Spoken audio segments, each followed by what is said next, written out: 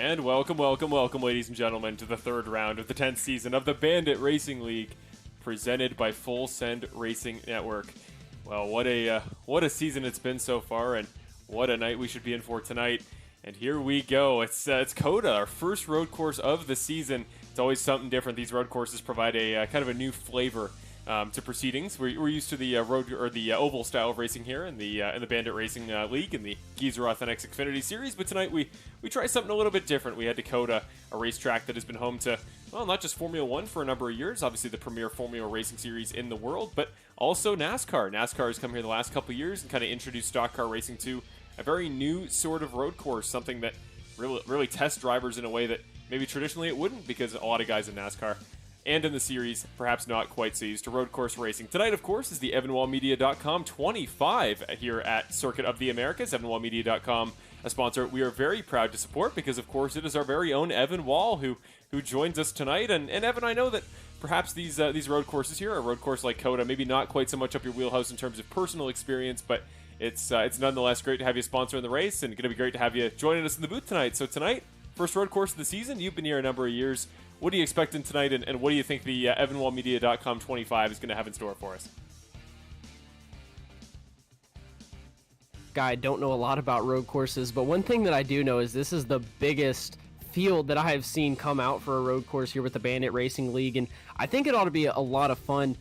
While I haven't ever raced COTA, I've watched the NASCAR races of COTA. I've watched a couple of stock car races here, so I had a good time watching those, and I can imagine that this is going to be a lot of fun to watch as well. We've got a lot of really good drivers that are drivers that are good on the road course. Nick Nickerson, of course, obviously the good road course guy. I'm sure we'll talk about him plenty throughout the broadcast, but we have a lot of other good drivers. Brett Guzik, last year's champion, he's second right now in practice. Curtis Yancey's third. Those are guys that we've seen do really good. I know we have plenty of guys that have experience with, the 24 at like Daytona, things like that, different road courses. While that's a little bit different than here, it's still a little bit of experience turning left and right. And I know some of these guys have a little bit more of that, actual road course experience. So it's going to be good to see those guys and see maybe a little bit of a different crop of drivers out front. And overall, I think it's going to be a really good, fun race to watch. And I think it's going to have a lot of action.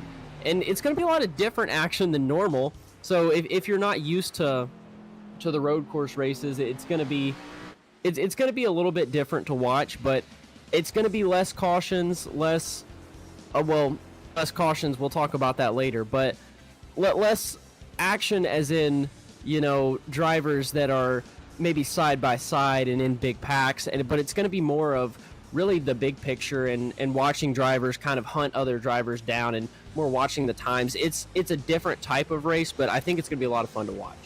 I completely agree. It's completely different to anything we've experienced really so far this season. In our first two races at Daytona and Las Vegas, it was maybe more similar to Las Vegas last week, just with the longer pit stints, which we'll talk about in the race recap in just a moment. But yeah, it was a much longer form type of race where strategy in the long term, tire wear conservation, and like you said, tracking other guys down became kind of the lay of the land. So yeah, I would expect a race very similar to that tonight, and guys definitely come in with a certain level of experience at the road courses, but also a certain level of practice throughout the week, and everybody's going to be very different, as you mentioned, as we see as he is coming back into the pits right now, former champion, defending champion, I should say. Brett Guzik in the 04, definitely going to be a guy to watch out for. He's always been good at the road courses in the past. Obviously, Nick Nickerson in the 2, looking for his first win of the season. He's the only driver with 2 podiums to this point in the year. Looking for his first win tonight, and you got to think he's going to be a favorite to do so. But again, keep an eye out for guys like Brett Guzik, guys like Christopher Hamilton as well, driver number 15. Was recruited to the series through Nick Nickerson, and I know he's made a big name for himself in his performances over the last kind of the end of last season and season 9 into season 10. So he's definitely a guy to watch out for tonight. He's going to have some pace. So it really just depends how aggressive guys are willing to be at the beginning and what we'll see from everybody in 3 minutes when it comes time to qualify. Because qualifying is going to be huge tonight, and I think that's something we'll definitely keep an eye on. So we'll try to get full qualifying coverage for you tonight. That way we can watch it all the way through, get a lay of the land for the track. And we've got a couple guys tonight running pedal cams, so we'll get an even better idea of what it's like as a driver and really get a first-hand experience for what to expect. So with that being said, first of all, before we get too much into tonight's race, and we got a couple minutes here at the end of practice as we finish up, before we get too far, we're going to go in your race recap here, presented by Perfect Shine Auto Spa. And A race recap for last week's race at Las Vegas in the Perfect Shine Auto Spa. I believe it was the 125 at Las Vegas Motor Speedway. What a finish. What a race overall. And we'll take you through that very quickly before we get into tonight's race so you have some context for where we sit after 2 rounds in the Bandit Racing League. So your race recap here presented by Perfect Shine Auto Spa.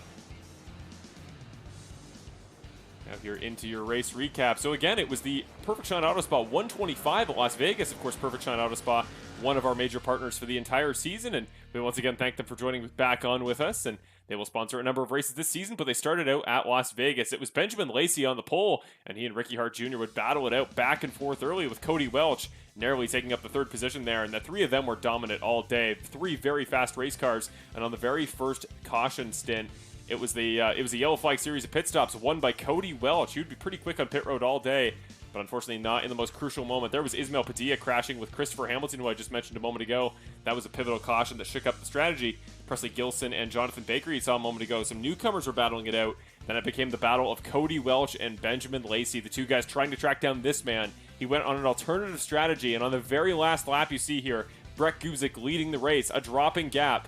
Half a mile to go at this point in the event.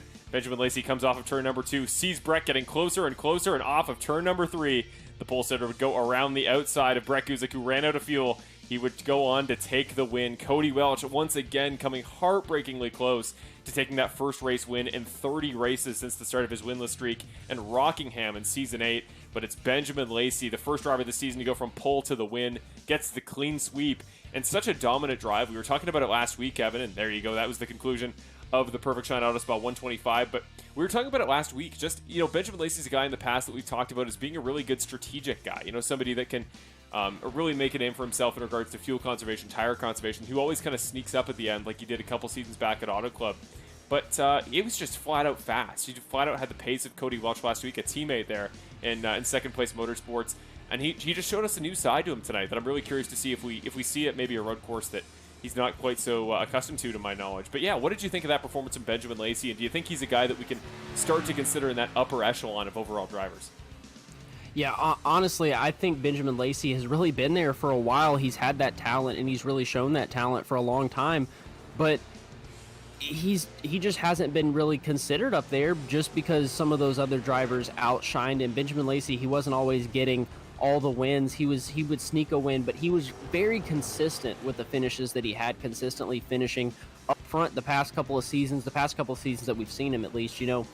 So I think he's definitely getting up there in that upper echelon of drivers, and he's finally now just getting his name recognized a little bit more. Even though he's been up there, he just hasn't been getting those finishes, and I think now's the time to start recognizing him, even if he doesn't get those finishes, just how consistent he's being. And he's a guy that I'm going to keep an eye out on for the rest of the season. Yeah, definitely a guy in a very favorable spot heading into the playoffs, which will be starting, quite a few weeks from now, 12 races from now to be exact, in round 15 of the season. But very quickly, as the practice leaderboard comes down, we get ready to go on to your next section of the broadcast, that, of course, being qualifying. I want to very quickly put up the overall series standings coming out of our last event at Las Vegas, just so you guys can get a handle on where your favorite drivers currently sit in reference to the playoff cutoff, which is currently, of course, 11 drivers. And a win this season does not punch you into the playoffs as it has in years past. So guys do genuinely need to be very quick all season, need to pick up points consistently throughout the year. And the question is, which drivers are going to be most capable of doing that? And, well, one of the favorites has to be Benjamin, but it also has to be guys like Nick Nickerson, who we're going to talk about plenty over the course of the night. But here are your point standings coming into tonight's race here in the EvanWallMedia.com 25 at COTA. As always, our standings are presented by Perfect Shine Auto Spa. For some reason, we're having a bit of a glitch there where none of our teams are accurately showing up, so the points are going to look a little bit weird, but we will get that figured out before the end of the night. So it's Nick Nickerson leading the points from Curtis Yancey and Cale Zook, your top 3. Cale Zook having kind of a quiet season so far, but definitely been racking up the points consistently in our first 3 rounds. He's sitting at 71, just ahead of course, that man there, Benjamin Lacey, sitting at 70 points on the season. And he could try to pick up more tonight. He's always been fairly consistent at really any circuit we go to, even if it is a slightly different road course like Circuit of the Americas. But after that, it's Robert Mathis finishing off the top 5. He got a podium a couple weeks back at Daytona in the season opener. And then David Lakey, Eddie Hagge, last week's pole sitter, Benny Hogan, Brett Guzik, and Bill Hales. The Daytona pole sitter, Eddie Hagge, and then Hogan, Guzik, and Bill Hales. And then Cody Welch tied for that 10th spot. And Cody Welch, of course, a guy we're going to talk about plenty tonight. I believe he has just left the pits for his first qualifying attempt of the night. And we're going to go to his camera because we want to get his pedal cam there, get a little bit of context for what it's like as a driver in this series to run with, running as a driver with, less road course background than anybody else. Makes it tough to come into this race, but certain guys really put in the time, they really practice, and should give us a really good handle on what it's like as a driver to try to run here in a stock car. These cars just not really meant for a track like COTA. This is definitely a location for a Formula car with a lot of downforce, which a lot of these stock cars don't have. So I will very quickly here pull up the pedal cam. We'll do a lap around the track with Cody Welch. But yeah, Evan, just what is, to your knowledge, from what we talked about before the race, like with COTA being a more wide open track, one that's very easy to run laps at without crashing, but very hard to master. Are there any sort of drivers tonight you think, as opposed to a usual road course, could do particularly well in tonight's event? I feel like this is an option for really a lot of drivers to do well. I'm not specifically going to name any names, but I know that there's a lot of drivers who are a little bit more familiar with the car, and I feel like that might be something that'll come in handy a little bit more tonight than it would at some other tracks. I feel like just because of the layout of this, really anytime, not even just because of the layout, anytime you're racing in these cars, knowing the car is almost half the battle, and really knowing the limits that this car can be put to. And I guess if I would have to put some names on that, it would be like a Curtis Yancey or a Brandon Jackson. I feel like those guys know the stock car very well, and I know that they both have a little bit of an experience turning left and right. So I feel like knowing the stock car and knowing the limits that you can push it to is really going to help you no matter how much you know the track. I don't know how much either these guys know Circuit of the Americas, but I feel like just knowing the car is going to help you out, because you can know when is a little bit too far.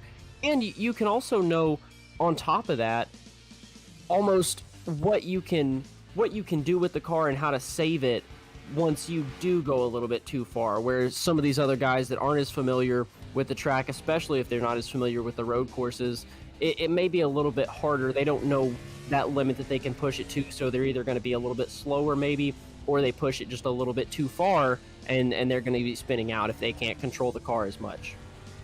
Yeah, that ability to correct mistakes and avoid really drama and chaos whenever possible is going to be very crucial on lap 1. Turn 1 here at Circuit of the Americas is particularly difficult, and kind of infamously so. So as long as guys can be prepared for any given scenario and know how to correct the car when they need to, yeah, I think you're absolutely right. I think that's going to be the name of the game tonight here at Circuit of the Americas. So there we go. We're on board here with Cody Welch, just about to start his first lap, and now we got his pedal camera up in the top corner. So there you go. We have the current leaderboard there on the left-hand side. So Cody Welch going to take us around here. The Flushing, Michigan native. Just watch his feet. So as he shifts, you're going to see some pedal movement there.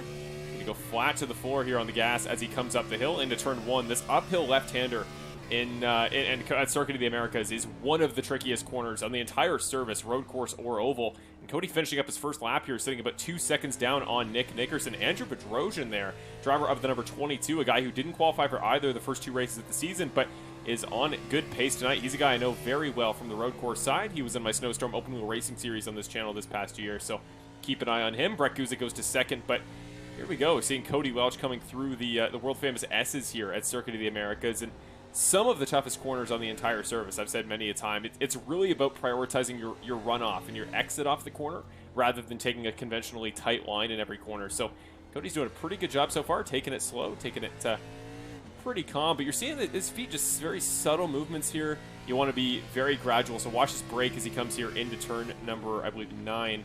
Going to tap on the gas as he downshifts, and into the corner. He goes very subtle with the braking. You really want to let the car do a lot of the braking, just let it kind of roll to a stop. You don't need to do any super aggressive steering movements, and the combination of a really hard punch on the brake in combination with a tough steering movement, that is absolutely how you spin the car around, and that is really the last thing most of these guys are going to be trying to do here. So just keep it calm, keep it steady, and Cody, a little bit of a lock up there. He just basically had to park it there on the entry to turn number 13. So that's going to hurt him, and that may as well be the end there for Cody Welch's attempt at least a pole, but still sitting in 4th provisionally, as it's Nickerson, Guzik, and again Andrew Bedrosian there sitting in 3rd. So we'll go to his perspective I got a guy that maybe kind of foreign to those of you in this series that didn't come from my previous Snowstorm Open Wheel Racing series, but he has a ton of experience here on this sim in Formula Racing and series that would run this track. So don't be surprised if he has a really good night tonight. And as that 22 car comes through the final couple of turns, could be another very good lap for Andrew here. So one more time off the final turn. No, he's going to head back to the pits, just going to abort the lap attempt and think better of it. So with that, we'll go to Nick Nickerson coming off his final attempt of qualifying. And here he comes through, I believe that is the final corner. There is the pit road on the left, and he's just going to come right down pit road. Not going to bother with that second lap attempt. And yeah, if it's a situation like guys like Cody Welch made a mistake on the lap time, just best to pull it in the pits and end it there rather than drawing it out too much. And you know what? Talking about Cody Welch, I like those shoes that he had on. Those were pretty nice. At least, even if he did mess up on the qualifying, at least he's looking good inside the cockpit of the car. One of the good things about sim racing, I guess, is that you can wear whatever you want to. Very true. Very true. Yeah, thinking back to COVID where we kind of normalized people in setups or taking meetings in slippers and pajamas and stuff like that. It really changed the game, but it's good to see that guys such as a Jason Greenwell, who always dresses as fancy as anybody, can still keep our standards of dressing up to par, and it's good to see. Very refreshing there from Cody Welch. So yes, I like the gear, and again, hopefully can put it to good use here. As we see Jonathan Baker currently on track, driver of the number 36, currently sitting in 8th on the leaderboard. He's just going to come to a stop, it would seem. This is a pretty slow couple of corners here, so I think he's just going to take it back down pit road. But remember back to last week, Kevin, there at Las Vegas, he really showed out. I think he led over 20 laps, was consistently in the top 5 all night, which, considering the talent around him in that field, Nickerson, Welch, Hart, and of course our eventual winner Lacey, Jonathan Baker, definitely a guy that made himself known in the series, and seeing as quick as he's been so far at the road courses, he could be very much a guy to watch long term in the future, competing for a championship. He's racking up points quite well. Yeah, that is something that I find really interesting about this season, is that we have so many drivers, but so many new drivers. It's really fun to see these new faces competing with drivers that I know and I've watched for a couple of seasons, and it's really fun to see the comparison between those, but also the contrasting components of how some drivers are better at different places and have different driving styles, things like that. We are just finishing up here the last couple minutes of qualifying, our last minute to be exact. So we are getting ready to go here, ready to come to the end of qualifying, and most of the top guys have run their laps. So we will be off to your final results here in qualifying in just a moment. But tonight is the EvanWallMedia.com 25. So Evan, I want to give you an opportunity to talk a little bit about what you're doing, what you do over there at EvanWallMedia.com, and maybe talk a little bit more about what the plan is for next week as far as the broadcast goes, because we're kind of getting Evan Wall Media back in a little bit in some sort of way. Yeah, we are. I'm really, really excited about that. So first of all, I'm not going to give you guys the whole Evan Wall Media spiel. I'm sure you've heard about it. Photography, videography, graphic design, that sort of thing.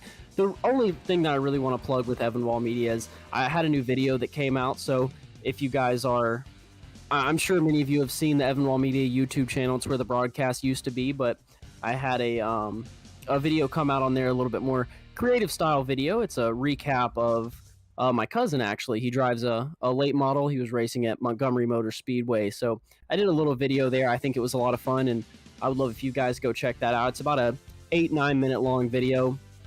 But yeah, it was a lot of fun to do that, and I'm going to be looking to do more if you're in sort of the southeastern United States and you want some sort of video done. Really any sort of video. I'm looking to get more into videography and stuff like that. But speaking of that, one of the things I want to do in videography, I had a little bit of an opening on Wednesday nights. Before I wasn't exactly open on Wednesday nights. Cut me off, Marshall, if we need to get to the start of the race or start of the grid. Do we need to go ahead and do that? No, all good for now. All right. Well, I had a little bit of an opening. I was kind of booked up. That's why I had to kind of hand things over to Marshall, and that's why things are here on the Full Sin Racing Network right now.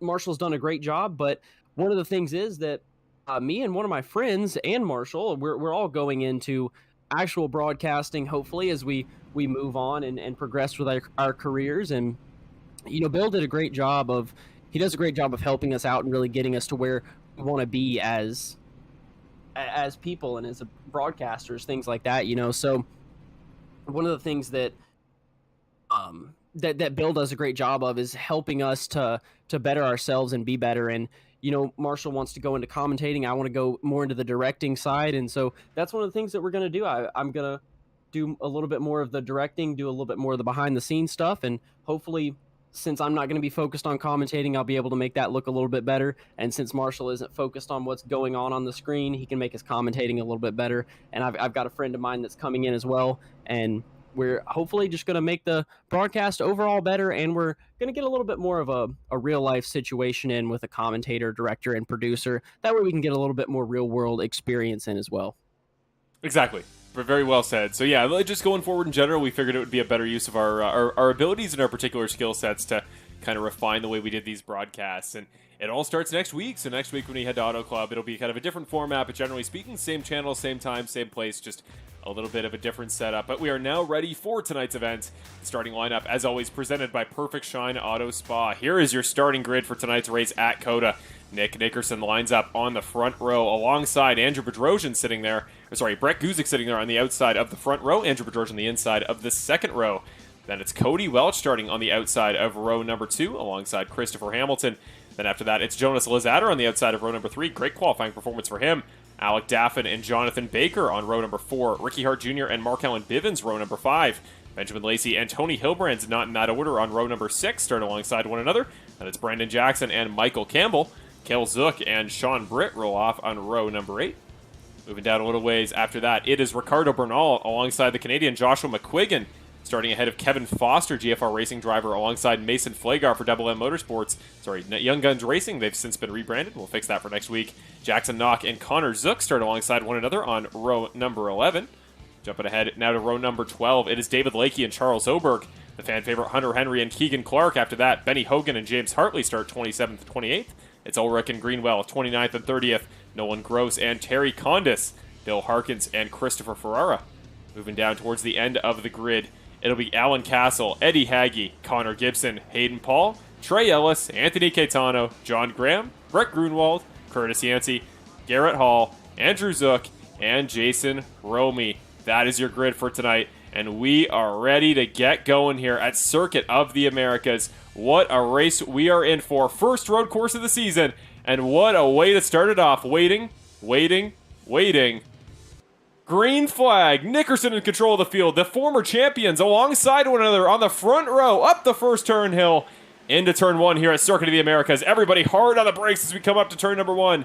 Pretty clean so far through the first turn. Nickerson goes off wide. He's gone wide. We're 4 wide momentarily. Bedrosian will take over the lead. 2 in the 22, side by side in turn number 2. As we come down the hill, what a start here at Circuit of the Americas. Andrew Bedrosian, his first race of the season, and he's in first place through turn number 4. A crazy start there. You never would have thought you would see Nick Nickerson go wide, and now he's not in the lead.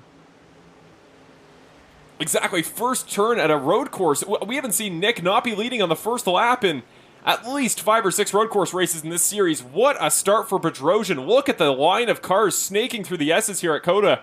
What a start we're off to. And Andrew Bedrosian doing a great job there carrying his momentum, for the time being holding off the many time road course race winner here at COTA in the Bandit Racing League. There is Brett Guzik maybe peeking to the inside momentarily.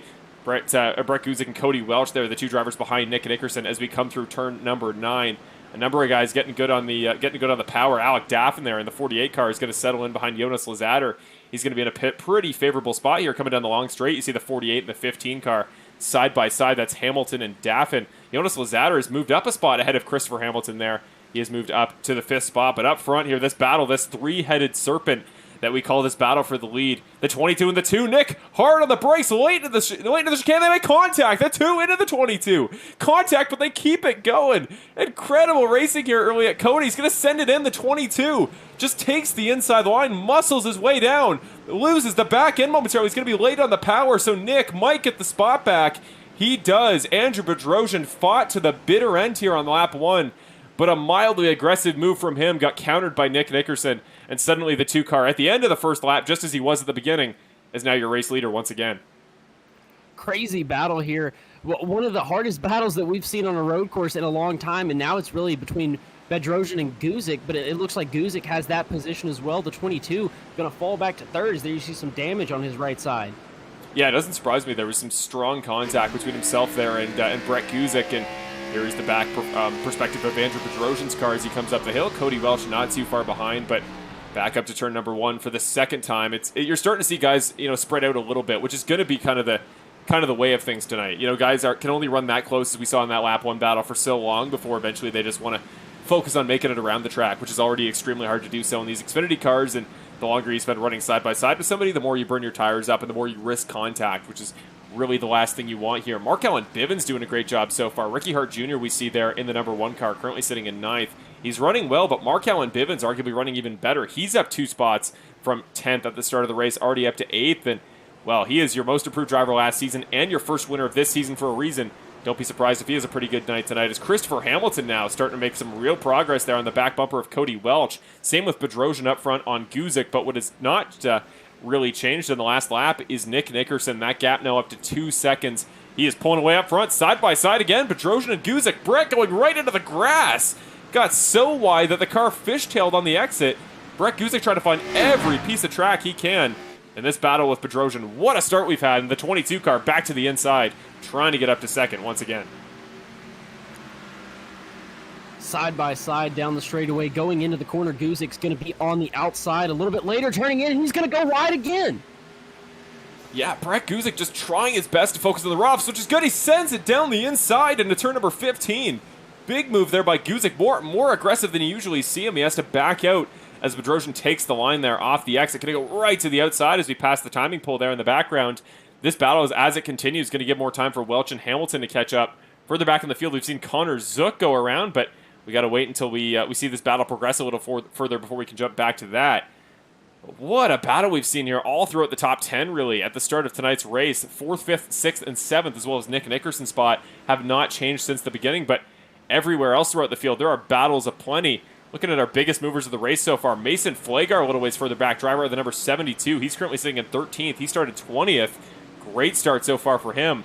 Up front, Andrew Bedrosian went a little bit wide there off that last corner, but he remains the driver sitting in second, and he's now 3.5 seconds back of Nick Nickerson. But, well, you may not have guessed it based on where he's currently sitting relative to everybody else, but Cody Welch just ran the fastest lap of the race here on lap number 2, and he is holding off Christopher Hamilton for all he's worth.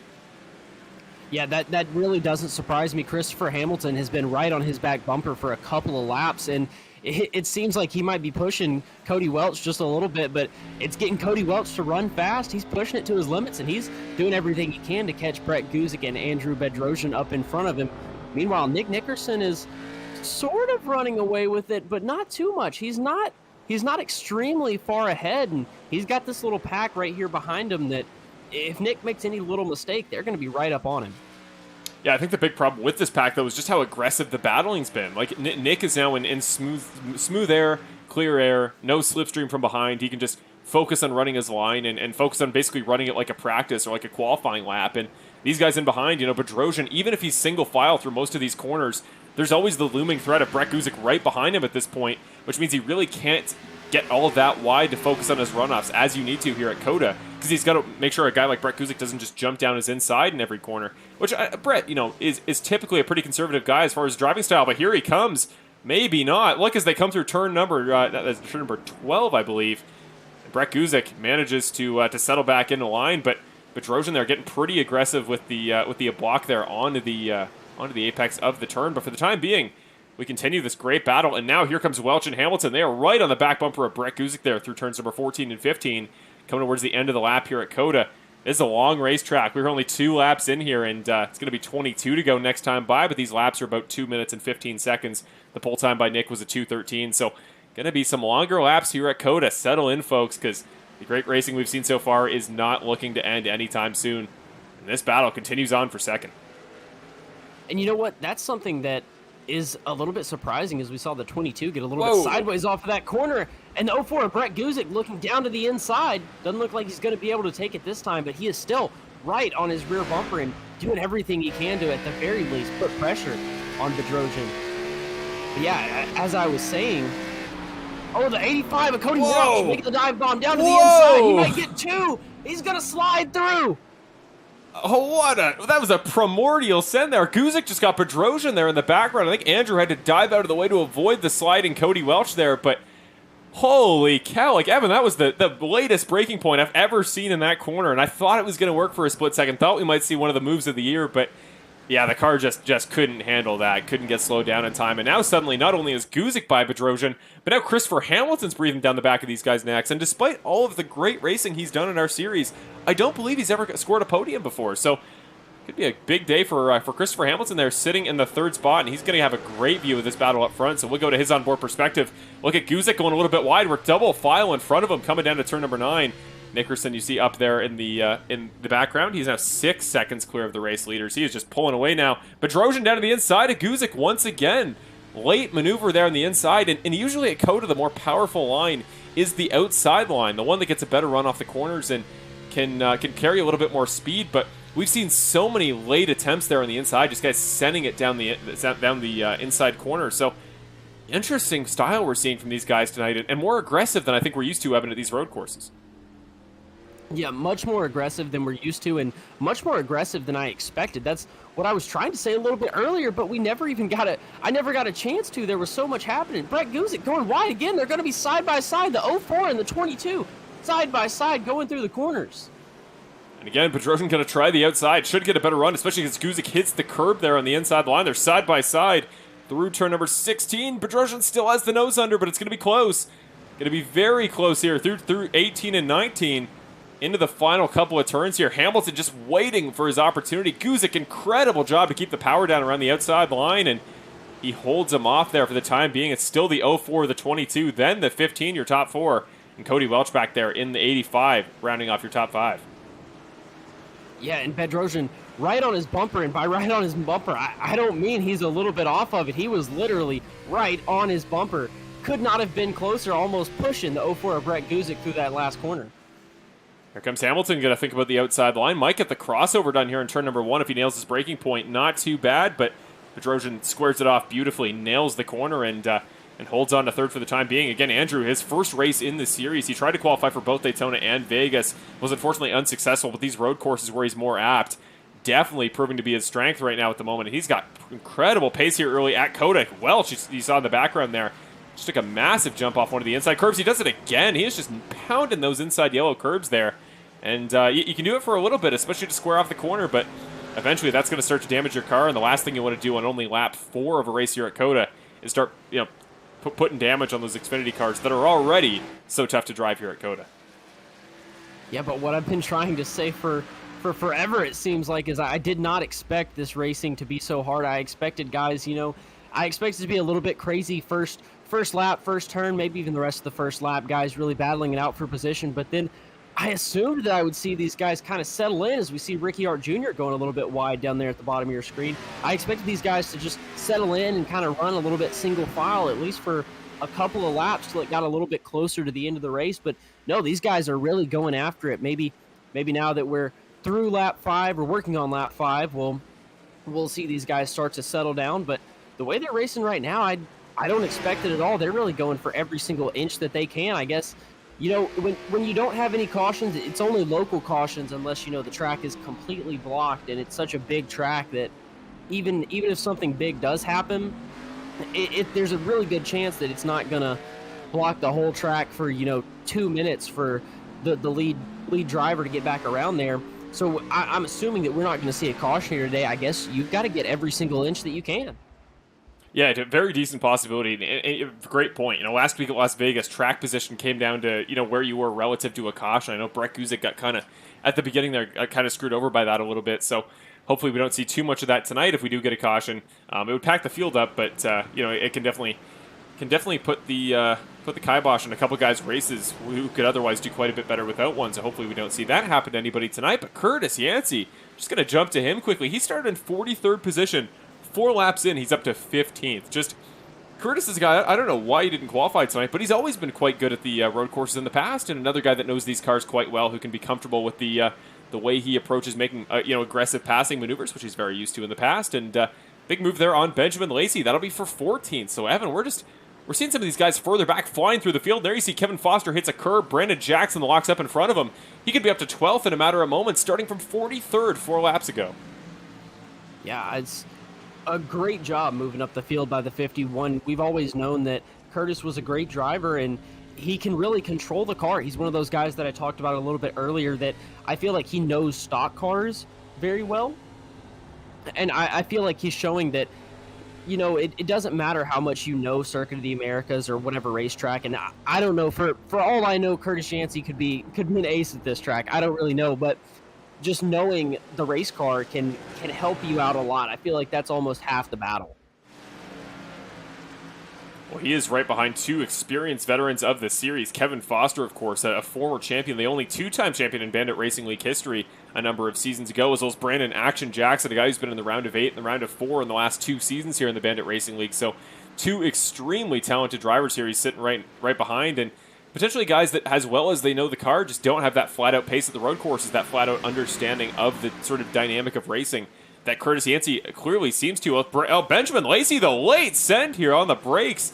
The last week's race winner, the number 7 of Lacey, really attacking there into the braking zone. Gets it wound up in time, too, so not a bad corner for him. But a little ways up front in the field, Christopher Hamilton just a moment ago, getting by Andrew Bedrosian there for, that would be 3rd place. So go back a little bit and see if we can find the replay there. But, yeah, other than that, just a pretty solid race for everybody in the top 13. The only guy who's really made up a bunch of spots other than that is Kevin Foster, who has moved up 6 spots from 19th to 13th. Yeah, I feel like it's honestly fairly difficult to move up a lot of spots here, especially now because, I feel like on a restart or on a start, you can get a lot of spots. If guys get in trouble, you can really get a lot of spots. But there's so much room between all these cars at this point. It's crazy how much Curtis Yancey has moved up. He's done a great job so far. You see just the number of cars here in this kind of 5-car pack. This is the battle effectively for 12th there, as Brandon Jackson, whose car actually does have damage, if you notice, on the front grille of that 99. Here comes Foster back up the inside of Curtis Yancey. Got to wonder if that pass we saw a moment ago by Yancey was a little bit aggressive. Maybe Foster taking opposition to it, but Yancey holds on there despite going way wide in turn number 1, and that very clearly represents, Evan, what I was trying to talk about. Was you saw how wide Curtis went off of turn number 1, almost into the gravel, and still gathered it up, got on the power a little bit quicker, and carried enough speed to pass Kevin Foster back. That's the important thing tonight, is just going wide, maintaining your speed, and not trying to blow the car up, because these Xfinity cars are extremely finicky to get back on the power with, so the more speed you can carry from turn to turn, the better for you, and Curtis is very clearly doing quite well at that tonight. Yeah, he really is doing a great job. And one of the things about, you mentioned Brandon Jackson's bumper a little bit messed up, it looked like, and a little bit of damage on that front end. That's one of the things, oh goodness, a bit more damage than I realized was on that front end, and now battling with the 51 of Curtis Yancey side by side. Going to be onto the straightaway. But what I was going to mention was the thing is, there's so many drivers here. I believe it's almost a 50-car field. We have so many drivers here at Circuit of the Americas with Bandit Racing League that we're unfortunately not going to be able to catch everything, and that's one of those things where we don't exactly know what happened, but I'm sure there's plenty of other battles, especially as crazy as this has been and as much focus as we've put on the battles up front. I'm sure there's battles happening all over the track, and unfortunately with the broadcast, that's one of the things we're not going to be able to capture all of those. Well, that's one of the large advantages of what we're going to next week, having more hands on deck and having me be a little bit more able to focus on the talking points rather than the moment-to-moment keeping up. So this is what we're looking to improve next week. So exactly what we were talking about before. Hopefully missing out on little stuff like that is going to be significantly less common after next week. And speaking of those battles elsewhere on track, we want to draw a little bit of attention to. Well, one of them is Ricky Hart Jr. and Jonathan Baker here. Again, remember how great Jonathan Baker was last week at Las Vegas, leading a considerable number of laps and just generally being a very common presence up there in the top 5 all night. And now the 36 of Baker is getting tracked down by one of the series' all-time greats against season 7 champion of the Bandit Racing League. That was Ricky Hart Jr. there. I believe it was the second to last season we ran the trucks. So not the Xfinity Series, but Ricky was quite quick in Season 8 last time we ran these Xfinity cars, and he's shown it again so far this season. Maybe not getting quite the finishes he wanted at Daytona or Las Vegas, but tonight, not a bad start to the race here at Circuit of the Americas. He's kind of settled back into a groove where he's tracking down a driver in Jonathan Baker, who was clearly very talented.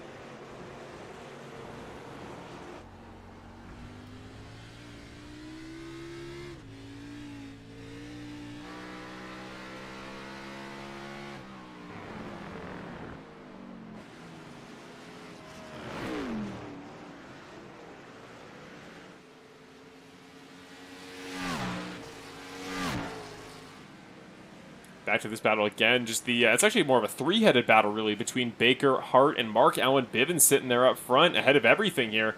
That 76 car, what a start to the year he's been off to. Remember, as we checked the points earlier, currently sitting in 4th overall in the series for the most improved driver last season.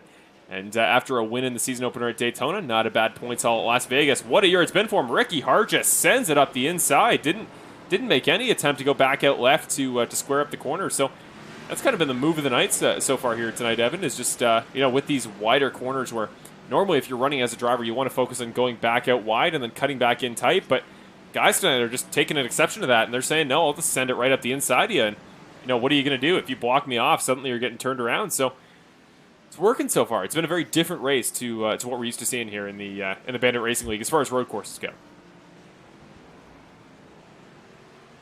Yeah, it has, but it's been a lot of fun to watch, and honestly, the laps are taking off a lot quicker than I expected. I saw 2-minute lap time, and I thought this might be a long race, but thinking about it now, this is honestly going by really quick. We're in lap 9 right now of 25, and these are counting off pretty quickly.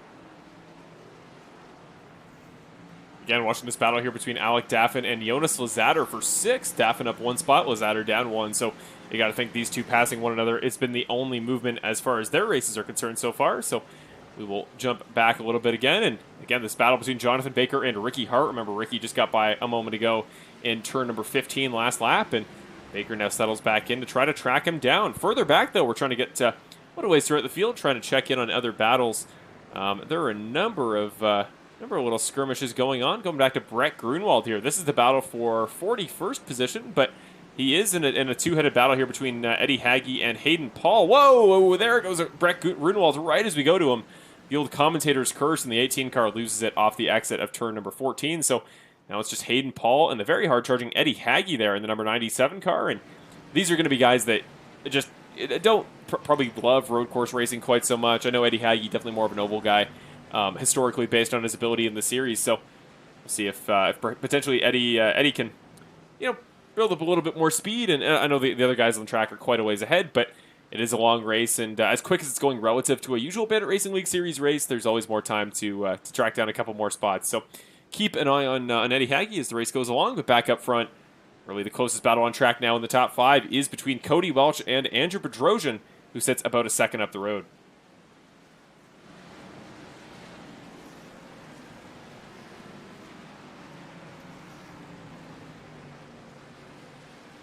And yeah, of course, the guy that leads almost every single road course still out front, Nick Nickerson. And I feel like, now it's time to do the usual check-in here. Just crossed over for lap 10. And I feel like now is the time that we need to do our usual check-in. He's still out front, still clear sailing behind him, but he does have a little bit of lap traffic up in front that you can see. So that'll be something to keep an eye out as it goes on. But just gotta check in on him every once in a while. There's never too much action happening around him, so we usually spend a lot of time elsewhere, but might as well check up on him, see how he's doing, and it looks like he's doing pretty good up there. Yeah, I mean, he's got one lap car up in front of him, you can see, but yeah, we always have this section of every road course broadcast where we do talk about Nick Nickerson and talk about his achievements and just what he is as a road course driver, but genuinely, I have never seen a driver on this sim that is quite as consistent, quite as poised as a guy like Nick Nickerson is. And he came over to my Snowstorm Open Wheel Racing Series this season, a series that was won by eventual champion Andrew Bedrosian, who currently sits in 4th. But Nick came into the series, and from the very first race, he won his debut at Imola, Autodromo Enzo De Ferrari, which is one of the more technical road courses on the entire sim here on iRacing. And Nick came out and treated it like it was nothing and won his debut. And he went on to finish, 3rd in the series, but if he'd made every race towards the end, would have absolutely been in contention for the title. So you got to give it the utmost respect to Nick Nickerson for everything he does. He puts in the time, and I know it's kind of the assumed result here in these road course races that Nick is just going to pull away and dominate, but it is really deserved, and you can't just rag on him because it's boring. You do genuinely have to respect the ability, and I don't think anybody in this series really questions just how quick Nick Nickerson can be here at these road courses. And I think we've minimized the number in general of how many road course races we have in this series as years have gone on. I think this is the fewest the Bandit Racing League's had in the last couple seasons, but generally speaking, it's only fair to run them, and as long as Nick keeps being the guy that is extremely dominant as far as skill and preparation goes, then I feel like it's more than fair to consider him just the default go-to guy here, and in regards to turning right here in a stock car, because he's incredible when he does it, and absolute respect to him in every way. As we go back to this battle once again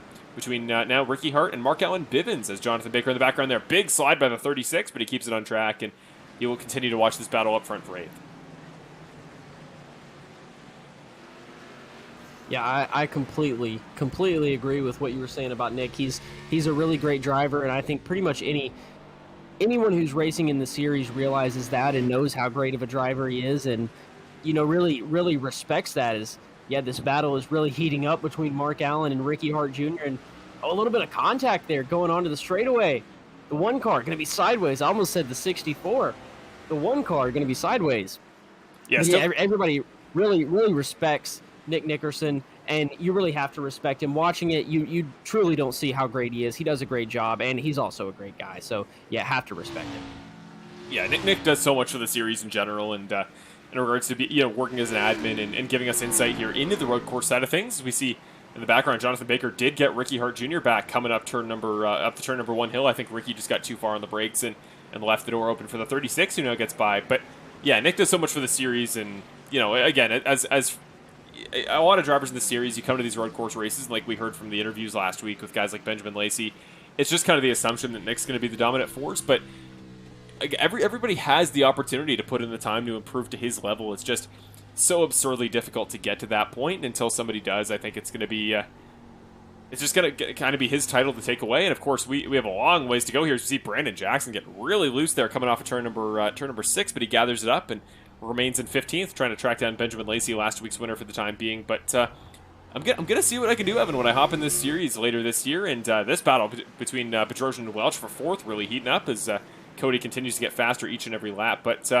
yeah, again, like I mentioned a couple weeks ago, as we see, there he goes. Bedrosian goes wide, so Cody Welch taking over the 4th spot finally for the first time in tonight's race, and he is back up to where he qualified. Andrew down 2 spots from qualifying in 3rd, but still in the top 5. So again, great debut as far as the road courses, but also the series in general goes. Ranger Bedrosian sends it down on the inside, doesn't get the move done, but came really darn close. But yeah, once I get in this series and once I make a one-off debut at Watkins Glen, I will be putting in the time. I will be doing everything I can to use my, I think at this point, 12 or 13 years of road course experience to try to give something there to Nick to give him a little bit of a challenge. And we saw that in the first lap, actually. And Andrew and I have been very competitive there in the past, and of course, very different cars. But hopefully that relative comparability, if I can really put in the time to focus on Watkins, can mean that battle from lap 1 we saw earlier can continue for an entire broadcast, because that's really the dream every time we go to these road courses.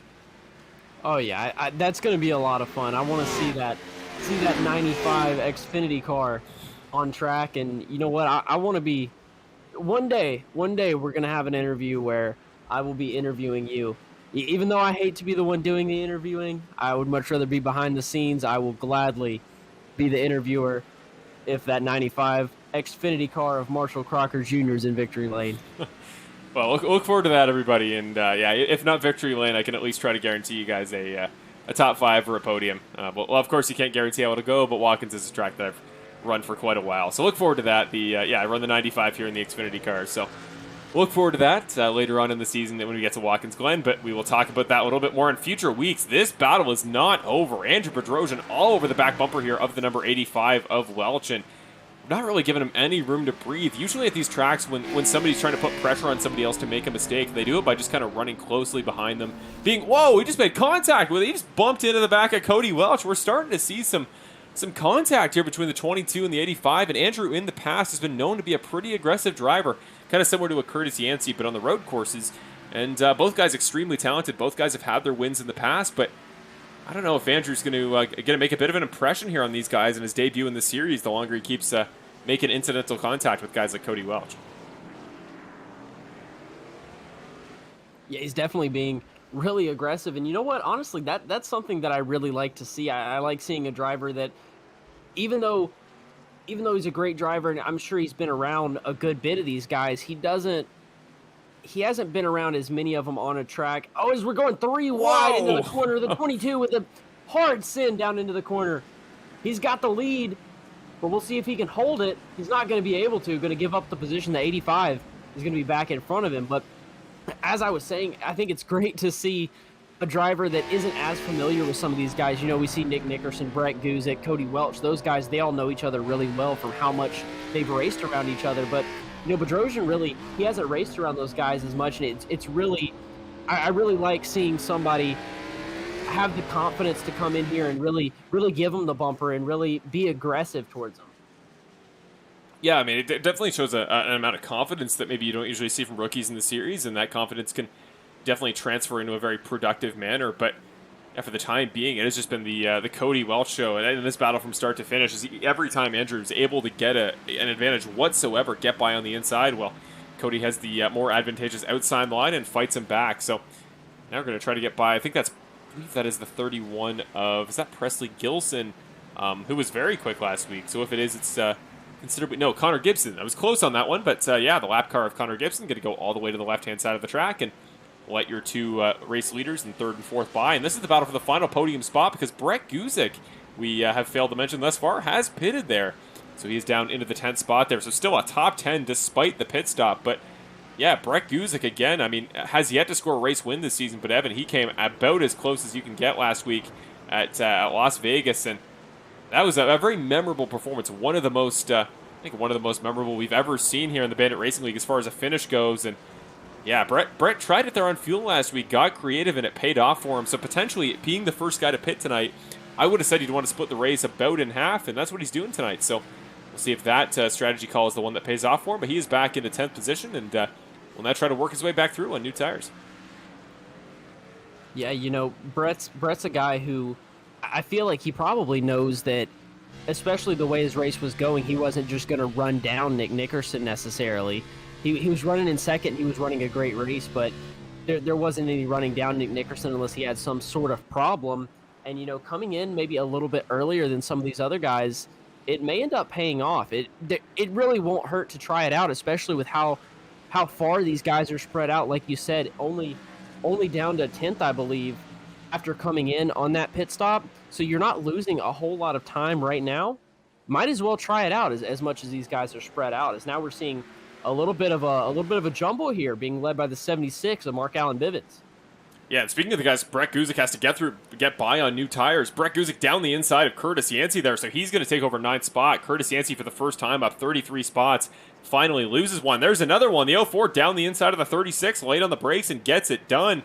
Might be one more here as Mark Allen Bivens comes down pit road this time. So does Jonathan Baker. So these guys on old tires are seeing what Brett Guzik's doing there, just whipping around there in that 04 car, and they're like, okay, we gotta get down pit road for some tires sooner rather than later. And there are the leaders as well. So Bedrosian, Welch, and Hamilton all on pit road. Nick Nickerson will stay out and will remain on the racetrack. So he's going to take those tires a little ways further. But going to see the battle here off of pit lane. Bedrosian still in the pits. Welch off the jack. Here they come out. They're about dead even. So the 22 of Bedrosian going to take that spot back on pit road. Cody Welch going to lose a valuable spot here towards the end of a race once again. Remember, that was really what cost him track position against Benjamin Lacey last week. Was he was about a second and a half slower on the final pit stop. That, you could arguably say, cost him the chance at the win in that race. But tonight, it happens again at a road course. And now suddenly this battle between the 85 and the 22 gets that little bit more intense, as once again the more aggressive 22 back in front of Cody Welch. And there you see, again, it's something that we were talking about last week about how important the pit lane is and how good you are getting on and off pit lane, in and out of your box. And there you saw it, that little bit of time can really be a big deal. Just to answer a question there in the chat, the 71 car is doing quite a good job tonight, who has just pitted down pit road. But the 71 is Jonas Lazader, a guy who's been really consistent all year, now up to second actually as the pit cycles start to work out. Of course, he hasn't pitted yet, so is going to drop back as Brett Guzik sends it down the inside of him. But yeah, that 71 car is Jonas Lazader, and we got to give some credit to him as we see a couple cars on the outside have gone around. Jonas going to go all the way around a parked lap car. I believe that's Andrew Zook who's gone off track. But yeah, to the credit of the 71 as he goes down the inside of Bill Harkins. Oh, Brett Guzik's around! Holy cow! That changes everything here as far as the battle for the lead goes. Christopher Hamilton on the inside will just sneak by the 15 car. Where did he come from? But Brett Guzik on what I would have thought, Evan, would be fairly warm tires. Suddenly the 04 car finds himself looking the wrong way around and just seemed kind of unprovoked. We'll go to the replay here, but that is huge as far as the race result goes. And Jonas Lozada going to get a little bit of extra track position. This is the guy that he may have been battling with in just a couple moments.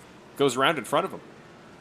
And I think that might be one of the things that you see with guys on new tires is here we're watching the replay, see if we can see what happened with the 04. But being on new tires, I feel like you can push a little bit harder. But yeah, there you saw him go around it. You can push a little bit harder, but it's really easy to push just a little bit too hard. Here we go to the Apex Sim Racing replay. Thank you to our sponsor for all race replays, Apex Sim Racing. We'll talk more about them after the race. But yeah, Brett just got a little bit too hard there on the brakes, and simple as that. We'll see one more camera angle here for it. But I'm trying to identify a potential problem, but no, it was just got a little bit too hot coming in. I don't think it was super complicated. Just, yeah, the back end kicks around, and suddenly he's sitting there on the gravel. So maybe just a classic miscalculation, a classic slip-up from Brett, but whatever it was, he is not going to let it get to his head too much. He has once again started tracking down Christopher Hamilton in front of him, and he is making up a considerable amount of track position. That up there in the 15 car, the black, blue, and red, is Christopher Hamilton, the battle for second.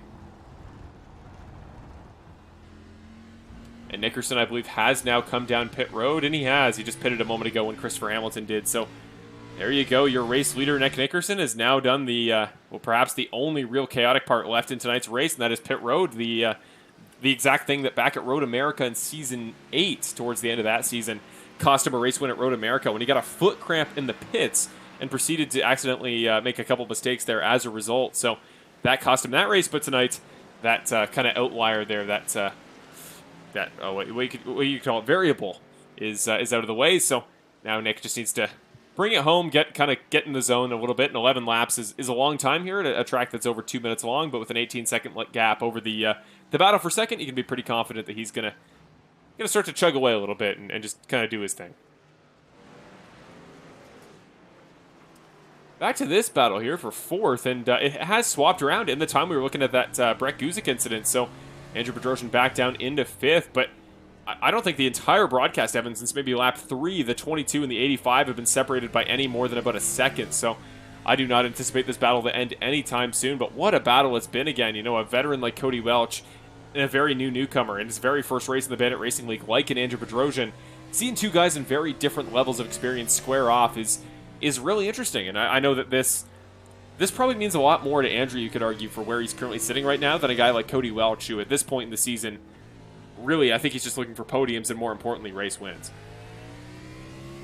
Yeah, I feel like that's something that a lot of these drivers are probably really looking for, is they come into this with their mind set on something a little bit differently than normal. I think most of the time you come into a race and you're like, I want to win this, but a lot of these drivers, I'm sure some of them do come in here thinking that they want to win this, but I know a lot of these drivers, they're used to driving on ovals. This is a mainly oval series, and because of that, I think a lot of these drivers are just coming in like, I want to finish top 10, or I want to finish top 5, top 3. Their goals are a little bit more realistic, I would say. And so I feel like for some people that really helps when you've got a goal that is a little bit more accomplishable than I want to come out here and win this race. I feel like it almost pushes you just a little bit harder than if your mindset the whole time is like, oh, I'm not going to win this. Really, if you get in a little bit of trouble, you can still have the mindset of, oh, I can still get into the top 5, or I can still get into the top 3, Yeah, I completely agree, and I think Andrew, knowing what I know of his past in road course racing, he probably had a pretty high expectation for tonight, especially after that great qualifying performance. So, don't be surprised if we see Andrew getting even a little bit more aggressive here in these next couple laps. It's probably a pretty good chance he knows he's in contention here for his first career top 5 in the series, maybe even 4th or 3rd if we see another mistake from a guy like Brett Guzik or Christopher Hamilton in their battle for second. Here he comes, Bedrosian walks it up, slides it in, and goes around the 22 car. Actually, incredible job to avoid making contact with Guzik or Welch or the lap car there right next to him. But Bedrosian just sent it in there. An impressive job to avoid contact with anybody. But yeah, those are the kind of mistakes that you just can't afford to make this late in a race. Yeah, those are unfortunate mistakes. But the thing is, we've still got time. These races are still really long. And so you really have that time to make it back up, and guys are spread back out. There's plenty of other mistakes that will be made. A lot of these other drivers, they're going to push too hard once it gets to the end, so there's still plenty of time to make mistakes. We're looking at the 76 of Mark Allen Bivens, and it looks like he has a little bit of damage. I know the 71 of Ludzatter has been on his back bumper the whole time, and he has some damage to the front end, but also to that rear, and it's a good bit of damage to the rear if we can get a camera view behind him. I'm not exactly sure what happened there. I don't know if it was the 71 or somebody else, but somebody got into the back of Bivens really hard at some point. Whoa, down the inside, he looks to the inside of the number 1 of Ricky Hart Jr., doesn't get it to go, but all these 5 cars here battling in this pack are for position, so this could be a very interesting sprint to the finish here as we get towards the last 10 laps. Now 9 laps of tonight's race at COTA in the EvanWallMedia.com 25, and we got 2 side-by-side battles up to turn number 1. Lazzatter down the inside of Bivens and Yancey on the inside of Baker. Do both guys get around scot-free? Everybody stays clean through the corner, but it is Lazzatter getting by Bivens, but Baker does hold off Yancey, so plenty of close scrapping tonight we've seen all night. I've been really impressed the kind of racing COTA's created so far, with lots of runoff, giving guys a chance to get back from their mistakes, but also lots of great passing zones there off of long straightaways. So Ricky Hart's got damage as well. You can see a little bit to the left and right side of that car. Well, Jonas Lazzatter, relatively little damage comparatively to the guy behind him. Mark Allen Bivens, as you mentioned, a lot of damage to his right rear kind of quarter panel area, but he continues on with a pretty good pace. And Jonathan Baker there in the 36 car, that car is probably the prettiest looking of any of them in regards to lack of damage, because he's looking pretty clean there and he's running pretty well. Bivens down the inside, peaks on Lazzatter. Does he get that to go? Here comes Baker sliding in quite late. Everybody avoids contact so far, but Bivens goes a little bit wide, forces Lazzatter off to the grass, but still, again, that wider line, Evan, we've talked about it all night, but that wider line where you can conserve more speed is proving a little bit more advantageous as far as getting the move done on guys that peak to the inside.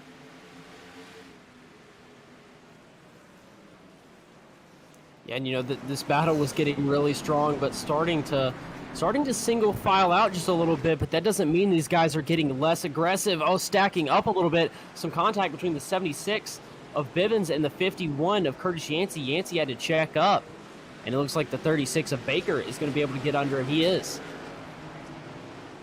Currently, whoa, Yancey locks the back end up, gets it around though, incredible car control to keep it going, and he gets the move done.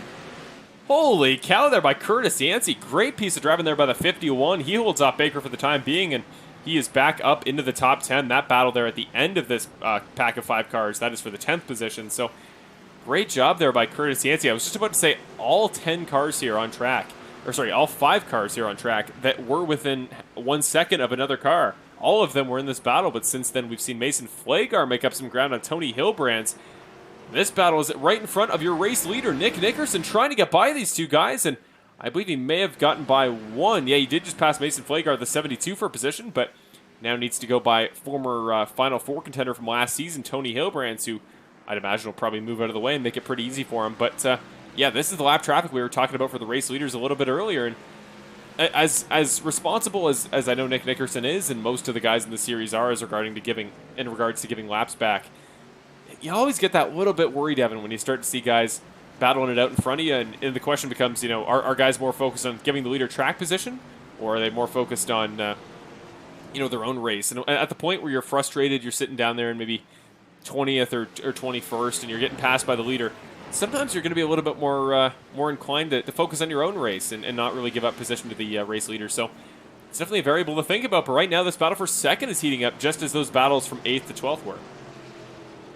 Yeah, it is. It really is starting to heat up. And, talking about that a little bit more with battling with the leader, it's something like you said, these guys are, a lot of them I know are more oval guys, and especially if they already don't want to be here a little bit, they're especially going to focus on their race, especially if they're some of the guys that are having a little bit more success than you would expect. Some of these guys, they may even just be focusing on trying to keep the car going straight around the track. So it's a little bit hard to focus on leaving room for Nick Nickerson or something like that. And, that's something that we've really talked about since the beginning of the road courses, is like, you never know what's going to happen. Yeah, I remember, I don't remember which road course it was at, but it was one of the road courses we were talking about Nick Nickerson and saying you never know exactly what is going to happen.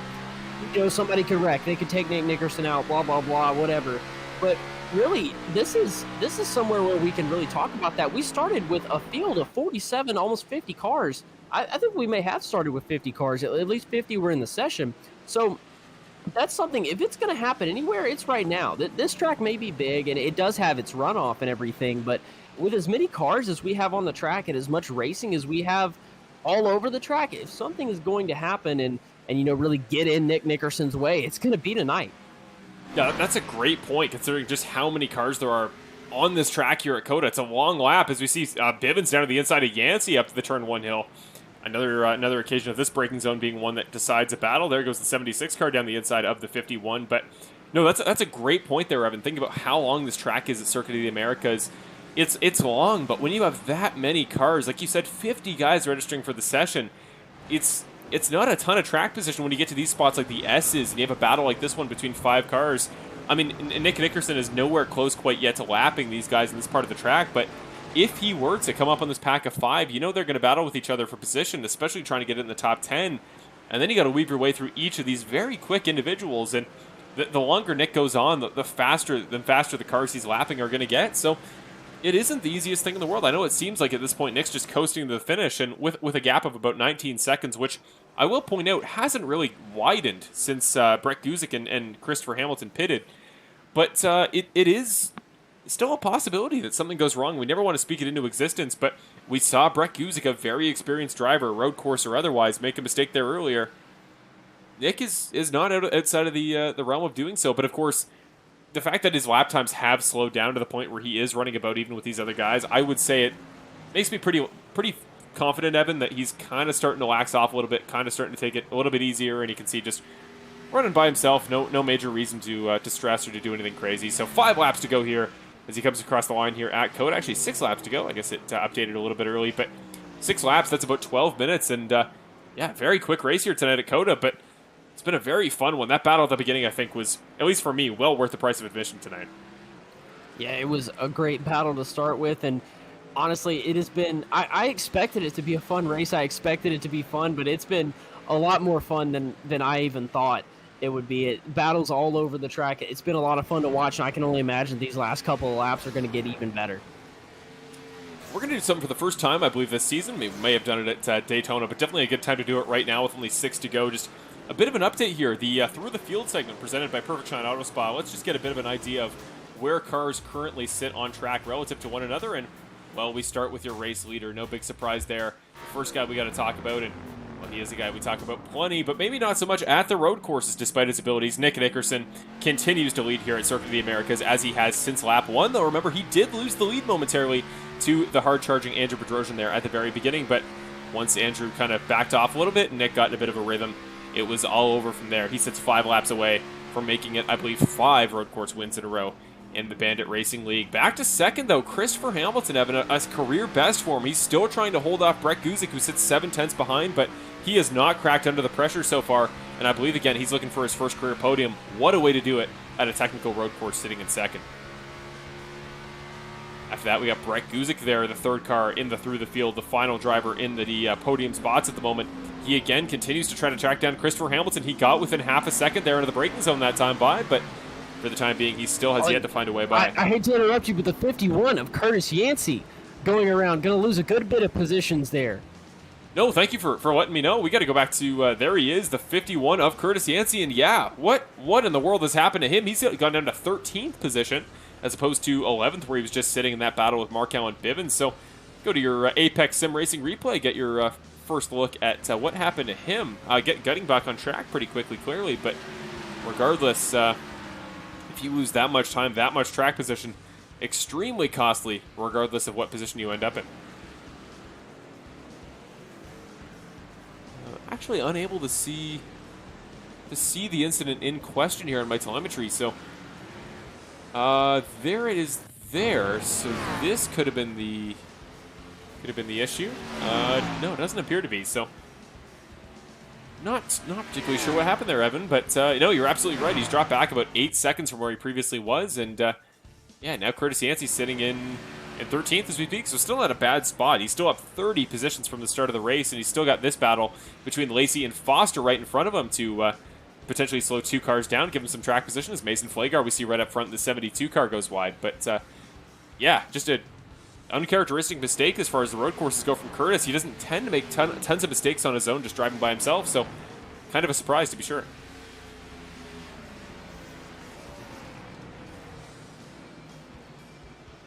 Anyways, looking a little ways back up the field, I am getting a bit of a glitch on my telemetry. There we go, it's been fixed. So for a moment it showed up that Nick Nickerson was off the track in some capacity, and a couple of guys having internet troubles we're starting to see. So hopefully that doesn't last for too long. Cody Welch is one of them. We're currently unable to get a connection with Cody Welch, so there we go. I guess we'll go back to the guy in 5th in our Through the Field segment. We've talked about Cody plenty, and I'm sure we'll talk about him a little bit more later.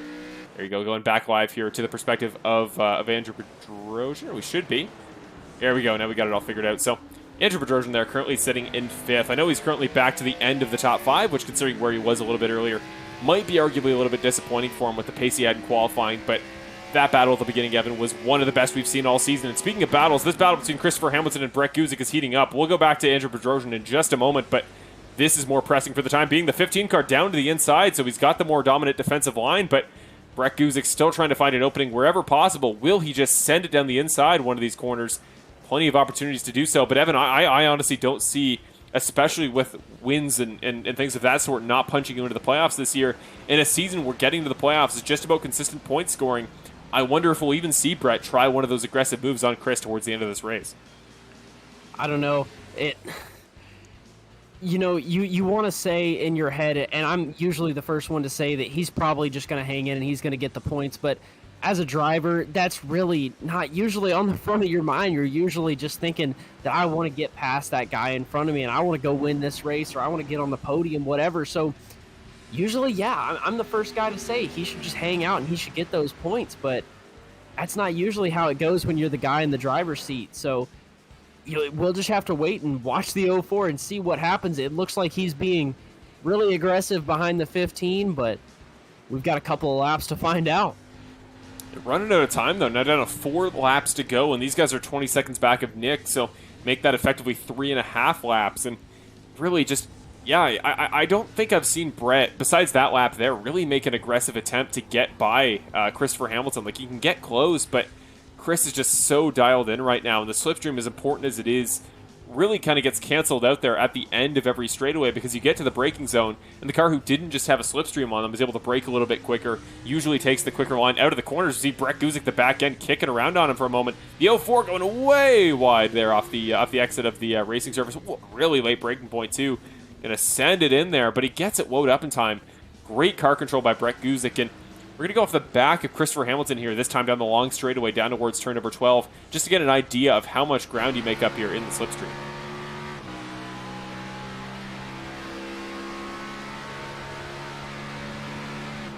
So a decent amount there.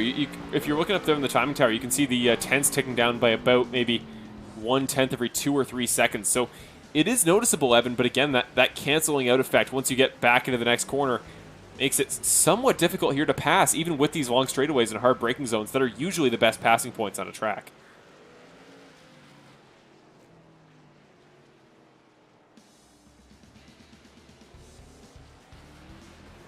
Again, I'd go back to the end of our Through the Field here, presented by Perfect Shine Auto Spot, but with 4 laps to go and plenty of fun battles still left to finish up, we may not get the opportunity. So again, thank you to Perfect Shine Auto Spot for everything they do to support the series, for sponsoring a number of official races and a number of segments here on the broadcast. They will, of course, sponsor our final results at the end of tonight's race. But again, go to perfectshineautospot.com. Check out the link, as always, in the description to go see more about them. But for the time being, we have another battle, something a little bit different here, between 2 drivers from Young Guns Racing here.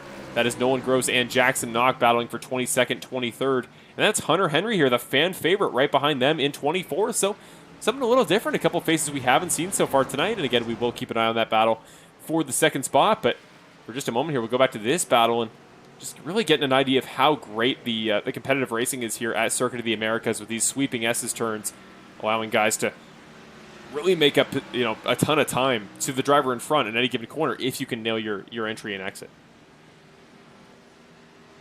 But back on track, right behind them on track, but a full lap ahead as far as classification goes. This battle again for second, and Christopher Hamilton really starting to get into the clutch zone, I should say, with 3 laps to go. Really setting the lap time chart ablaze here, as he's looking great. He's been faster than Brett, I think, 2 of the last 3 laps. Let's actually go to the lap time comparison between him and the 04, just to see in the last couple laps what they've been like time-wise. And you can see there, Brett was slower last lap, was faster on laps 20 and 21, and then it was in favor of Hamilton just barely on lap 18 and 19. So been so close here these last 5 laps, and I think they are truly dead even. We haven't really had a chance to talk about predicting who's going to be a race winner. I don't think it was ever really in question, but I will throw it to you guys there in the chat. With 3 laps to go, who do you see taking this one away? Christopher Hamilton, who has arguably showed a little bit more general pace here at the road courses, or the experienced former champion, defending champion Brett Guzik? Down to the inside he goes, the 04 and the 15. This battle is not done, but put it in the chat down below in the comments. Who do you think is going to take away this battle? Now it swings to the favor of the 04, and he goes wide. He gets loose there off of 15, the same corner he spun earlier in the race at. And that proves everything you need to know, Evan. The 04 has the pace, but it's about minimizing the mistakes there in very loose race cars. I'll leave it to you, Evan. As we come towards 2 laps to go, who's winning this battle for second? After what I just saw, I want to say the 15, but the 04 is running him down. And, at that, a great save from the 04, but you know what? It wouldn't surprise me if we see the 85 even come up and get it. It's not like he's right behind these guys by any means, but as hard as these 2 drivers are racing, it would not surprise me to see these 2 guys get together, and we have, Cody Welch able to make it up from 4th up to 2nd. You never know, but right now, that 15 of Christopher Hamilton got something to prove. He wants to finish 2nd. I've got to put my money on him. And he is doing so right now. 2 laps to go, and he's a full, 4 or 5 car lengths ahead into the braking zone for turn number 1. Now a full 2nd clear of Brett Guzik. So is that mistake Brett made the last lap by in turn number 15, the one that ends his race, or at least his hopes for 2nd place? It could very well be. There's a battle here kind of forming up here towards the end of tonight's event. Jonathan Baker versus Ricky Hart Jr. They're the 36 versus the 1. Again, Jonathan Baker racking up points to start off his season. Ricky Hart really trying to get in the in a favorable column as far as points go. Currently sitting in 9th. That wouldn't be bad, but I know he would like 8th even better. He's peeking to the inside. Here comes the 1 car up the hill once again in turn 1 here at COTA. It's been a great passing zone so far, and it could be one again. The 36 later on the brakes. Here comes the 1 car. Going to peek to the inside. Gets the nose under the 36. Goes wide. Loses the back end. So is not going to capitalize off the exit, and the 1 car does get him. Ricky Hart Jr. punches his ticket into the top 8, and again, any position he can get here early in the season maximizes his chance later in the year of making the playoffs. So here we go, coming to 1 lap to go here next time by. Nick Nickerson is going to take us to the white flag momentarily, but for now, it is still this battle for 2nd we have an eye on. Nick Nickerson is now a full 21 seconds up the road again. He's really just evened out his gap to these guys in the last couple laps because he is not considerably pushing in any meaningful way. Don't blame him at all. I mean, he's, 20 seconds up the road. I probably wouldn't be trying to set a new fastest lap either, though Nick does have the fastest lap of the race. But here we go. 1 lap to go here. And this, Evan, is I think where Brett, if he's going to try it, I think he's going to try it in turn number 1. He's just going to send it in, really commit to that inside line. I don't know if Christopher's going to block the inside line all too hard, or if he's just going to sit wide and let Brett do his thing and just react however he can. So the question is, how aggressive is Christopher Hamilton? And he's a guy that I don't think we really know in such a meaningful way comparatively to the other guys in the top 5, top 10. So I guess we'll find out. This corner here could tell us everything we need to know about the 15 and potentially what we need to know about him if he's going to be a potential playoff contender tonight with the speed we've seen in tonight's race. But he nailed the last couple corners. Brett might not even have a shot up the turn 1 hill. Yeah, it looks like the 15 car is a good ways ahead, but you never know if a mistake may happen here at the end. If Brett might send it in really hard, the 15, gets a little bit loose. You never know what's going to happen. Well, white flag is out, presented by Perfect Shine Auto Spa for the final lap here in the EvanWallMedia.com 25 as Circuit of the Americas. Again, we haven't talked about it much tonight, but that is because it has been a typical Nick Nickerson sort of race. Dominant from start to finish. He had a battle with Andrew Bedrosian on the lap 1, but he got the better of him there. He fended off the very aggressive first-time driver here in the Bandit Racing League, and as a result, he is going to bring it home with a resounding win here. His first of the season, his 3rd consecutive podium, and just this start to the season, Evan, has been everything Nick could have dreamed of. What a start to the year for him, and I can't wait to see what he does with it going forward. But we got to watch this battle for 2nd. Here comes Brett. I was talking about it, that inside move. We were going to see it, and there it is. Just parks it off the apex right in front of him. We're seeing a side of Brett I don't think we've ever seen, Evan, and it is for the better as this battle is going to go to the wire. It is. They're side by side going down the straightaway. Who's going to get it? The 04 of Brett Guzik is on the left side of your screen. The 15 of Hamilton on the right. Brett Guzik going to send it in a little bit harder. He's going to have the lead going into the corner, but going wide. Looking up the road a little ways, trying to make sure we get Nick Nickerson's run to the line. But again, this battle not over. Brett goes wide again. He went wide the last turn, paid off, but not this time. Christopher gets the spot. Brett back down to the inside. Brett's just sending it in, doing whatever he can to defend. But here we come, ladies and gentlemen, into the final turn. We were guessing it all week. Guys said it in the broadcast booth last week. We could have guessed this result, but Nick drives an absolutely perfect race, and it was well-deserved. Cross the line he comes. Third different winner to start the season, and it's Nick Nickerson winning at COTA. Back to the battle for second, though. And it's not done. We're going to be side by side. It's going to be a photo finish. Final turn. Hamilton the inside. Geezer going to try the crossover. Does he get it to work? He's good on the gas. It's going to be a close run to the line. Final time down to turn number 1. It is going to be Christopher Hamilton holding off Brett Guzik. What a finish there to round off the podium spots. Christopher Hamilton, I believe, his first career podium in the Bandit Racing League, and he gets it done here at COTA, finishing second ahead of the defending series champion and almost last week's winner, Brett Guzik. But Cody Welch in fourth there, I should say, as he crosses the line just now. And there comes Andrew Bedrosian to round off his first career top 5 in his first career BRL race. Congrats to Andrew Bedrosian, but this is the man we got to talk about. Again, he does it again, Evan. What is there left to say we haven't before about your race winner tonight? I don't think there is much left to say. It's just you really have to respect how good he is at these road courses. When it comes to turning left and right, there really is no one better in this series. He's just so consistently good, and you just really have to respect him from that. He puts in a lot of time, and on top of all the time that he puts in, he has the talent and he has the experience that makes him so good. And it just shows week in and week out, not only on the road courses, but on the ovals too. One of the best drivers in the series, and that's why he's won multiple championships, the 2 of Nick Nickerson. And he's coming home with it tonight too. He is indeed. We're going to let him finish up his victory lap here as he brings it back down to the start-finish line to get our interviews here post-race with Nick Nickerson. But what a race here tonight. I genuinely really enjoyed that. I know these road course races, maybe not what some people are looking for when they come to this series, and maybe you're a little bit more oval accustomed, and maybe your favorite driver's a little bit better at the ovals, but there's the drift from Nick Nickerson. Now comes the celebrations. Again, we can only give credit to him because in a race of 43 drivers, Evan, or actually 50 drivers, much closer to that number, nobody was touching him tonight. And in a field that large, to have that much dominance is almost unheard of. So you can take nothing away from him. Nick does it again.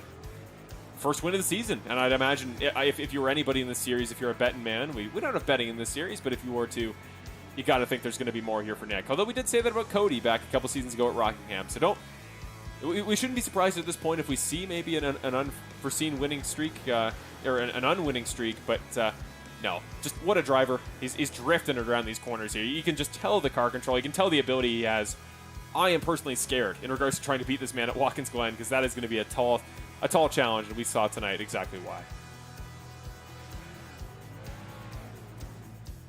Oh, Andrew Bedrosian, as he slides by your screen in front of you there, the 22 car just celebrating a little bit, and he's got to be happy with his top 5. You got to think there as he maybe a bit of a show of respect to tonight's race winner. But here through the final turn, there is Terry Condis in the 32 driving by here, but it is now all up to Nick.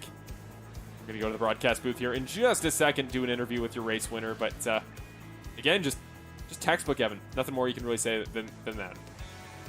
Yeah, pretty much. He's just, Nick Nickerson is, it's almost crazy that this is only his first win of the season here in the third race, and it's crazy that's something that we're even saying that was even a thought. That I'm surprised he didn't win before. Now as you see him hanging out here doing the donuts in front of all the other drivers and backing in with these guys, backing in, of course, next to the 8 and the 1, his 2 teammates there in GFR Racing. And,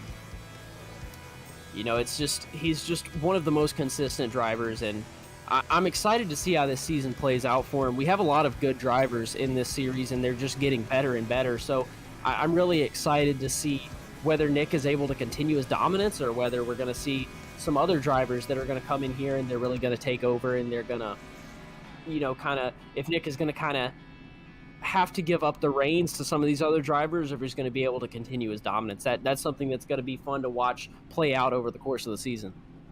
Yeah, that's going to be the question, is what can some of the younger guys, or the newer talents to the series, what can they do when we go back to the ovals, like next week at Auto Club, which we'll talk more about in just a moment. But here we go. First interview of the night tonight with your race winner, Nick Nickerson. He's parked it alongside all the other drivers there at the top of the Turn 1 hill. That was a really cool visual. I didn't know they were going to do that, but there's about 20 guys all parked on track here honoring your race winner tonight. And the guy we're about to talk to in the booth, Mr. Nick Nickerson. Hey, Nick, marshal up at the broadcast booth. You got a copy? How's it going, man? It is going pretty darn well, Nick. And, well, it was Benjamin Lacey, I believe, last week that said something along the lines of, we all know how this week is going to turn out, but maybe it didn't look like it on the first lap there. That was a great battle to start the race, and of course you come home, you win it by 20 seconds, you lap a disturbing portion of the field. But talk about that battle there in lap 1, and Bedrosian, who you raced against in the Snowstorm Series this past year. You come into this race, and he was giving you something to fight for there at the beginning. Yeah, well, I ended up blowing the first corner there just by a little bit. I think I locked my tires up or something, and I slid like all the way out to the track. Just, I guess, honest mistake, honestly. And then came out, and he got a good run out of 1. But, you know, Andrew's a good kid. I like him. He's fun to race with, but he has a reputation of doing all he can to keep you behind him. And I don't have time for that. I need to get going. So I had to get past him any way I could. You know, I mean, I can't get shuffled back with everybody else trying to pass him. So, I mean, I hate to do it, but I saw an opening. I went for it. It was a little hot, and I think I tapped him on the right side there. But and I had to get going.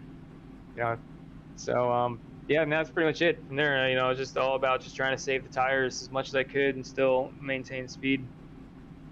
And yeah. Yeah, in that regard, it was a borderline flawless race in the beginning. We really didn't see, at least from our perspective, when we were looking at you, too many struggles in any capacity. You were consistently keeping up with the guys behind you. I think we could tell you were kind of taking it a little bit conservatively there by the end, just because the lap times were really starting to equal out with the guys behind you who were battling. But really, you know, you talked about it last week. You weren't super excited about Circuit of the Americas as far as a road course goes. But in the end, now that you have the race under your belt here in the Xfinity car, what was it like for you, and is it going to be anything comparable to Watkins Glen, the other road course in the calendar later this year? Yeah, I mean, 9-day difference. I mean, Watkins Glen is like barely a road course because it just races so fast. So that's gonna, you know, that's gonna be a good track. I think a lot of people like Watkins Glen just because it is a road course kind of, but you know, it still kind of drives. I don't want to say drives like an oval, but it's not like this. This is so incredibly technical. And, you know, like, dude, I was sweating for qualifying because I'm like, man, should I go out there and try to throw down a burner and risk getting, like, an off track and then starting in the back of the field, or should I just play conservative and try to make the top 5? Right. So it's a fun track. I mean, I can't fault it. It's just, I don't know, something about it, man. I just don't like it. I don't like the way it flows. It feels awkward. Passing is just kind of like really difficult. I'll have to go back and watch the replay. I want to see how well Chris and Brett fared out because I think they were back and forth for a while there. But oh, for sure. Yeah. But yeah, man. I mean, that's pretty much all I can say about this one. It was a classic Nick race. It really was it was the road course race it was actually more than we were hoping for. We got some really great feedback there in the chat. People seem to enjoy it. Evan and I definitely had plenty to talk about tonight. Again, that battle between Brett and Chris was a lot of fun. Cody and Andrew were going at it for 4th and 5th. So plenty to talk about tonight. But for you, it was just smooth sailing. And again, you only got 2 on the season this year. They didn't really throw you a bone when they made the schedule because only 2 road course races to help you out this season. But you start off the season with 2 podiums, now 3 podiums, and one of them's now a win. So you've finished first, second, and third there. You've really rounded off the podium spots to start the year, and you are no doubt going to extend your lead at the top of the points after tonight's race. So you're going for the Perfect Shine Auto Spa Award for the regular season champion, I got to think, and now 3 races in, being back in the Xfinity car. Has it felt good? Has it felt comfortable? And is there any more stress this year than there has been in years past at this point? You know, I'll say there's quite a few guys that have upped their game in this car because I don't really feel like I struggled too terribly much a couple seasons ago. This year, man, like, you know, I really have to, you have to bring some speed if you want to be on the top, you know, namely Brett, man, he's got good speed pretty much every week. I actually thought maybe he was going to beat me out on the pole for this race. But I just got a lucky lap, I guess. And yeah, man, it's just the the skill is just getting a lot higher with a lot of these guys, man. And you know, we're still in the kind of beginning of the season, still kind of ironing out all the bugs or whatever. So I think some of the good racing is just about to start. And man, I'm looking forward to it because you know, good racing is the only way that you're gonna get better, and I want to get better. So bring it on. Right. Well, you're always improving, Nick. We know that to be a fact. And yeah, even in the couple seasons we've seen, yeah, I know that there's been a championship, 2 Final Four appearances in there, but still, nonetheless, it's been incredible to watch you grow as a driver here in every capacity. But here is the road, as far as the road courses are concerned, I don't think much has changed in the slightest for you. So you do it again tonight, back at the first interview of the night. We used to do it back in the old days where I think you were the last interview, and in those days you were the last interview every night. Now you're the first interview every time we come to these races. So you know what to do here. Sponsors, of course, always plenty of guys supporting the GFR Racing guys, yourself, Ricky, and Kevin. But also again, shout outs to friends and family. Anything you want to talk about? Now's your chance. Yeah, man. Just first off, thanks to everybody for watching. Hope that's fun to watch, and thank everybody that participates in this league, man. Tries to, what do you have, 45, 50 participants in a road course race? That's unbelievable. Yeah. So I hope we didn't burn your GPU up too much there. But and start off, you know, Big Red Propane, man, for sponsoring the team. Primary sponsor there. They're awesome. Advanced Auto Parts, O'Reilly's. Neighbors Pool Services, they're awesome too, man. VIP Glass, so those guys, we got some pretty cool paint jobs coming for them coming up races. Perfect Shine Auto Spa, being the primary sponsor of the regular season. Sueño de Atzo, that's kind of Kevin's thing, but you know, they're still part of the team. And of course, we got a new sponsor this week, and it is Robert Bowman of Classic Collision, man. I gotta give a shout out to him.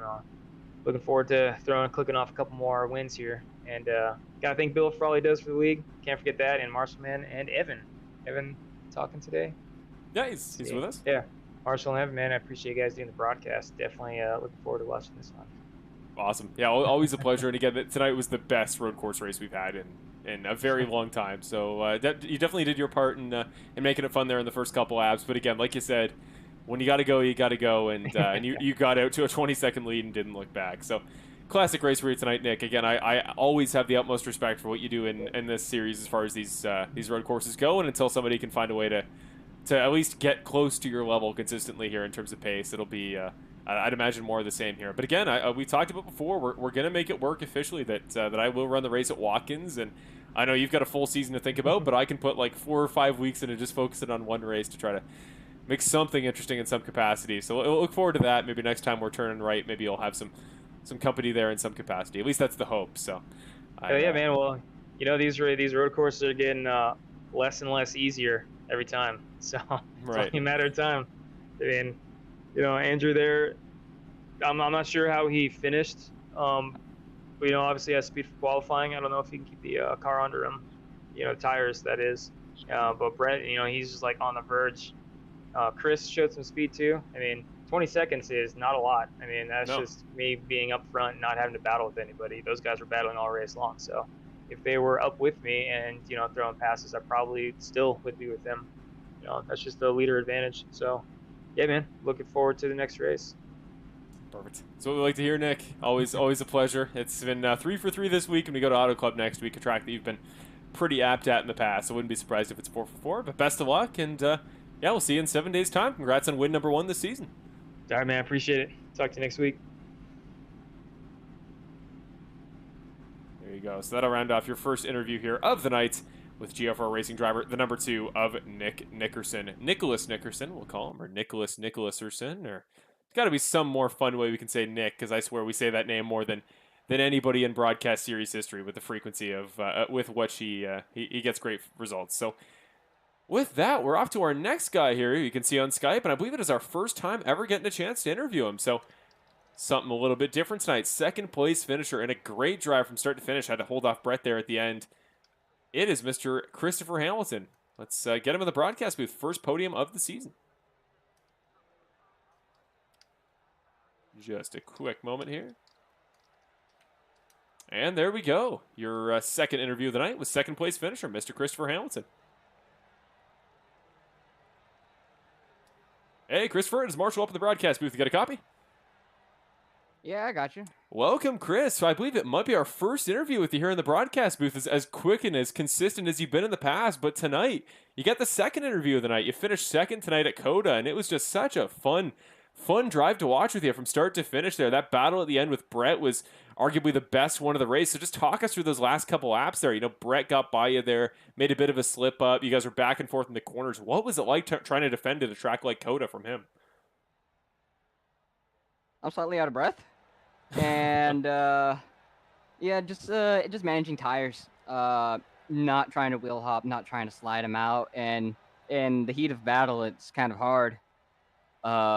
Brett, I think I had a little bit more on the longer run compared to Brett, so that's what I was banking on, and just minimizing mistakes. It's very, very hard and at a track like COTA. I think it's you talk about the physical draining, but mentally it's just like, did I hit my braking mark? Did I put enough braking force? Did I turn in too early? Did I cut the track? Did I hit the line right? And like that, being constantly thinking like on your feet, like what's going on around you. It's just it was mentally draining. And towards the end, I was like, oh, I was kicking myself for letting Brett by, and we were locked together for practically the second half of the race. But overall, it was very enjoyable. I'm glad to get my season turned around after 3 races. It's been a horrible start, but here's to hopefully more of these in the future. Exactly. I very much agree. And you joined us, I think, kind of mid to late last season, if I remember correctly, and you really made an impression, at least as a full-time driver. And now coming back here for your first full-time season from the very start, yeah, it was kind of a slow start, but we've seen that from a lot of guys this year. And no doubt, I think based on talent or ability or pace in those races, it's been kind of a chaotic start to season 10 in general. So wouldn't be surprised if this is the start of things to come tonight. But yeah, you really get your season turned back around with a second here. And just trying to learn more about you, because again, this is really the first time we've had a chance to talk to you and really get a chance to hear about your season and your perspective on racing. So tell us a little bit about yourself. You know, what's your background in racing? You were really quick at the road course tonight. Is that something we're going to see consistently as we head to Watkins this year? Just like, what should we expect from the 15 car this season? Learning is going to be the biggest thing, because this is my first full-time season with these guys. These are very, very hard competitors, and I have a lot to learn from Nick, from Brett, from Cody, and that's gonna be my goal for this season. If it turns into top 10s, that's purely my goal. If making the chase, then cool. But learning is gonna be the biggest thing. I come from a mainly road course background and a slight off-road truck, but I don't see any off-road races on the season, so mainly road course. And yeah, not really that much of an oval guy, but we're learning. We're learning. Awesome. That's a great way to put it. I'm very much the same way, the exact same skill set, and having some struggles in the ovals. But in the past, I think it was New Hampshire last year, you were really competitive. I think you led some laps there, and just in general, you've made an impression no matter where we go. So again, tonight's race is definitely a good way to stand out and get your head or your name in people's heads. But generally speaking, big picture this season, now as you start to get it turned back around, thinking about the format, 11 guys make the playoffs. It's a fairly small group, especially compared to years past. You can't get in with a win. How do you approach trying to make the playoffs? And what is your, maybe when you're in the battle at the beginning of tonight's race, you see how chaotic it was on lap 1. Are you a guy who kind of backs off and thinks about the big picture? Or are you just going to be, you're going to be sending it like the Full Send Racing Network this season? I'm more of the back off, let the race come to me. I'd rather be there at the end. And I've said this in other leagues, and consistency wins championships. You can't be going out all out all the time, because the equipment's not going to hold up. And I've learned that the hard way. And so just taking it easy, letting the race come to you, listening to what the car does, listening to the tires. That's managing the tires. That was my issue last week. And this week, just managing tires. That's going to be a big factor this season, because the Xfinity car just chews through tires like it's nobody's business. Yeah, it's one thing I've consistently heard, and there's a lot of like really tire-eating tracks here on the schedule this season. So, well, best of luck with you to, as you said, learning and adapting to what the schedule has to bring, what the Bandit Racing League in a full series season in season 10 has to throw at you. But so far tonight, Chris, you've very clearly shown that you can be in that upper echelon of drivers, especially in an environment such as this one. So I wish you the very best of luck when you go to Watkins as well for trying to not only get a second, but maybe bump up one more spot, maybe go for the win there. So, well, this is your first time in the broadcast booth, so it's my pleasure to give you a chance to talk about any sponsors you may have, any friends and family you want to shout out, anybody watching the broadcast, or just anything you want to talk about in general. Now is your time. Finally happy to get the number 15 vetmotorsports.org car up here, actually get a good showing. Vet Motorsports has been a huge part of both the sim and the IRL thing for me. I'm an active volunteer, and I love volunteering and getting anyone active duty, reservist, veteran into some high octane therapy. Huge thank you to Ryan McCauley. He has put together such an amazing car.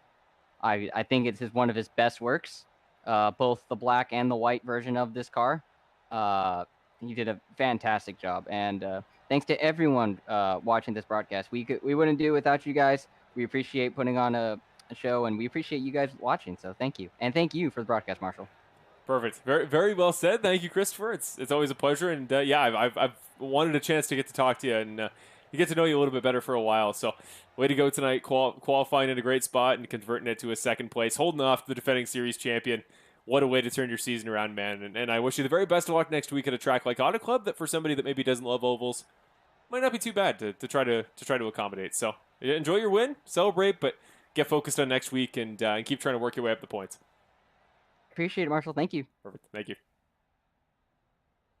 There you go. Driver of the number 15, Mr. Christopher Hamilton.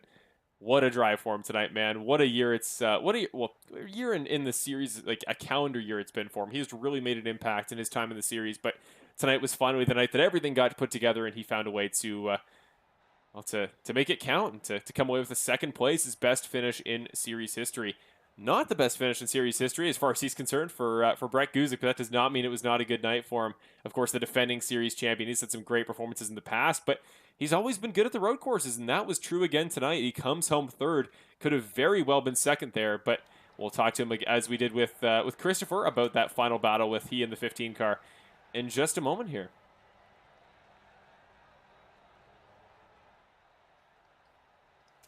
And here we go. We are going to go to the broadcast booth to interview your third place finisher, final driver on the podium tonight, Mr. Brett Guzik.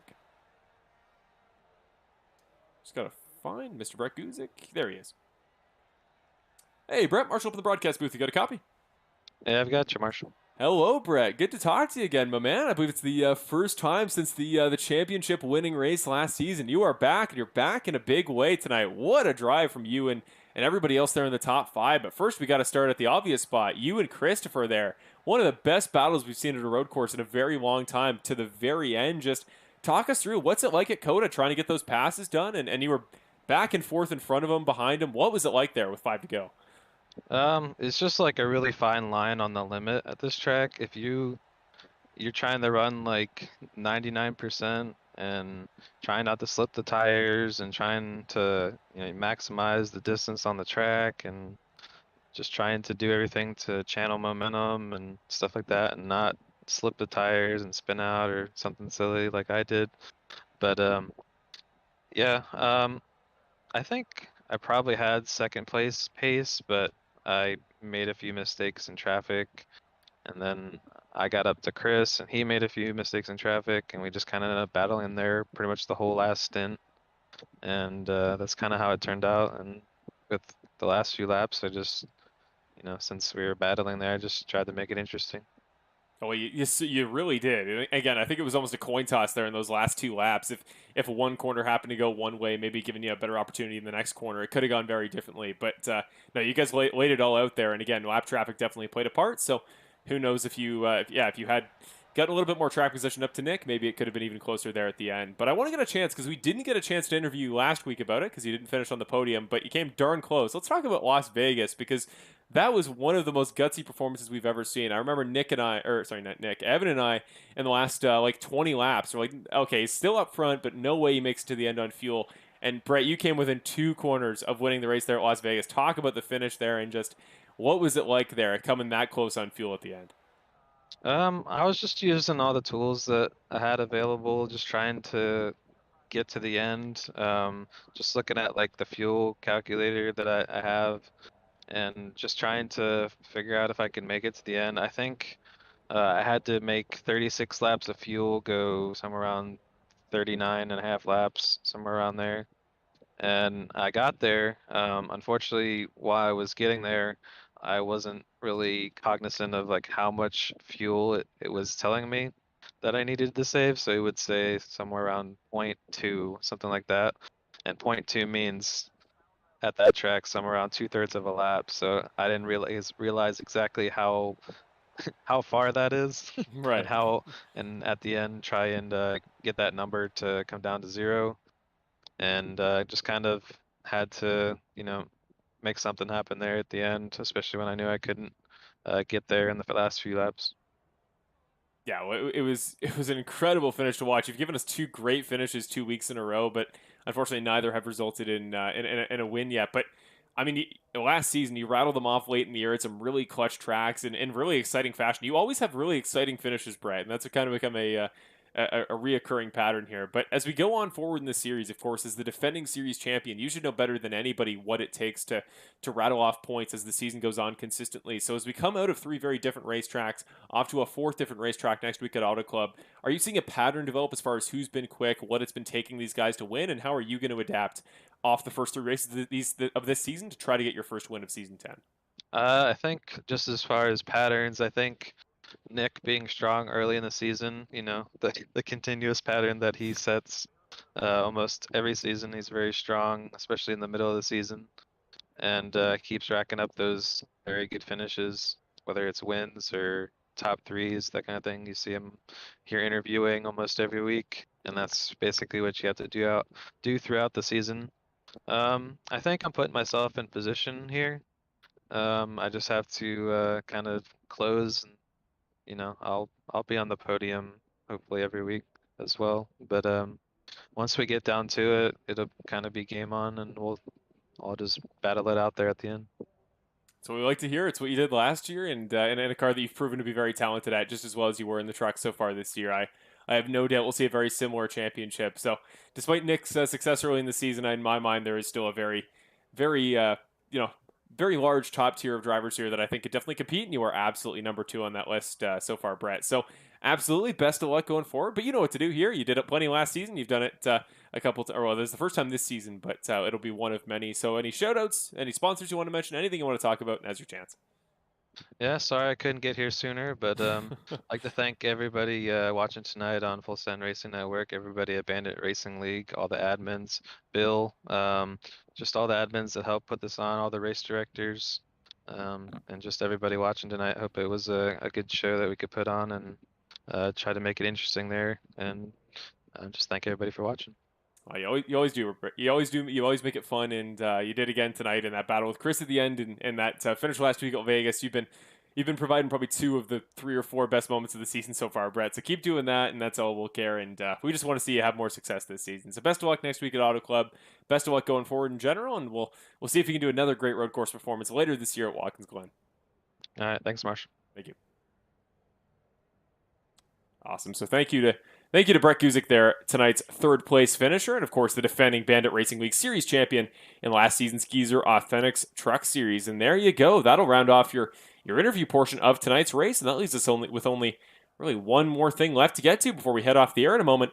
And that is your final results here in the EvanWallMedia.com 25 at Circuit of the Americas. Your race winner tonight for GFR Racing, it was never really in doubt after lap number 2. It was Nick Nickerson dominating late in the race, finishing 21 seconds clear of Christopher Hamilton and Brett Guzik, who round off the top 3 in that order. So it is Nickerson from Hamilton and Guzik. Then Cody Welch. Those Cody Welch fans out there, not a bad night for him, I would say. I mean, as far as a road course goes, he's come close to the podium in the past, and he's gotten a couple, if I remember correctly, at road courses. But tonight, he'll settle for 4th, which you cannot complain about whatsoever. Great bit of points for him.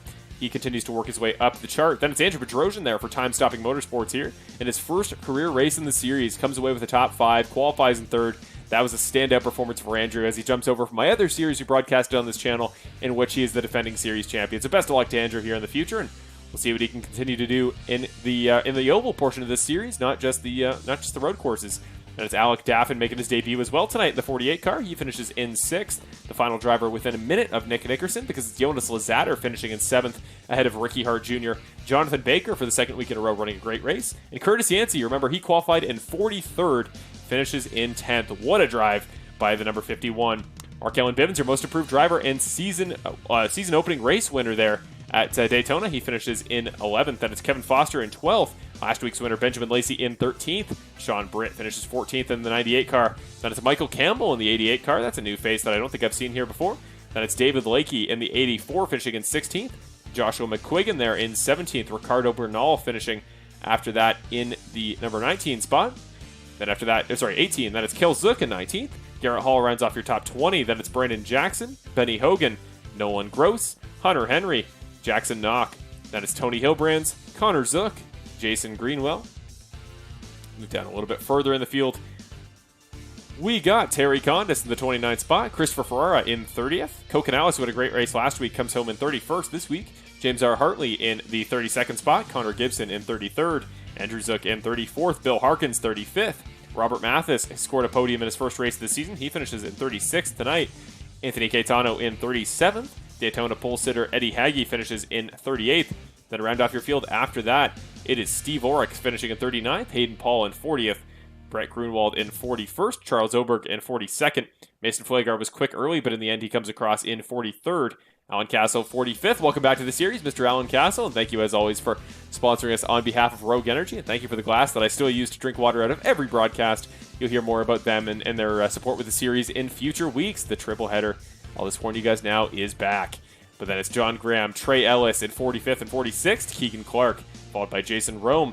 I believe that should about bring us to the end of tonight's field, with the 2 final spots being filled by our race control. So there you go, Evan. What a race tonight. The EvanWallMedia.com 25. A sponsored race, a race that you yourself were putting the branding on. And I'd say as far as a road course goes, there's not much we can really complain about tonight. What a race. Yeah, not much to complain about it at all. It was a good one to be representing Evan Wall Media. It was a lot of fun. You know what?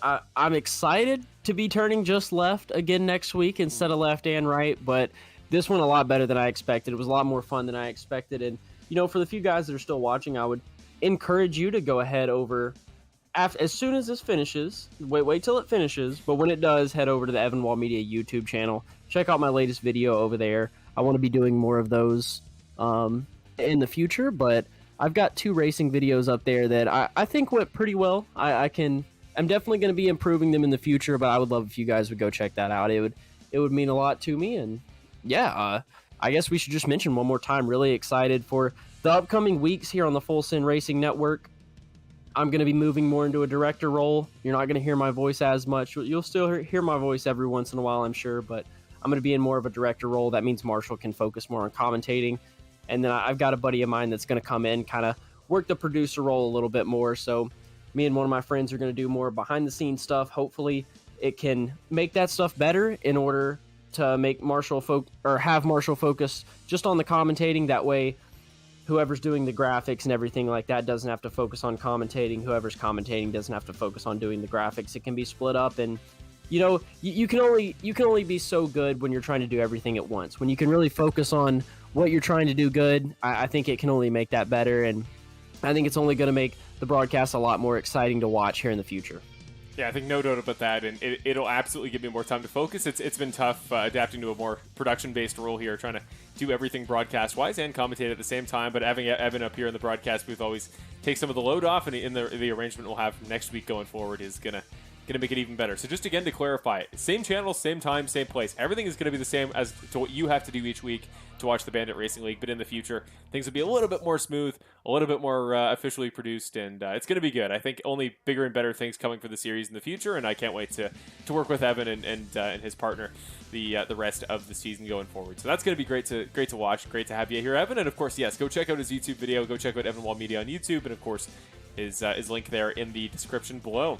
Other than that, we got to thank our other series partners, of course, iRacing, the sim that makes this all happen. Thank you, as always.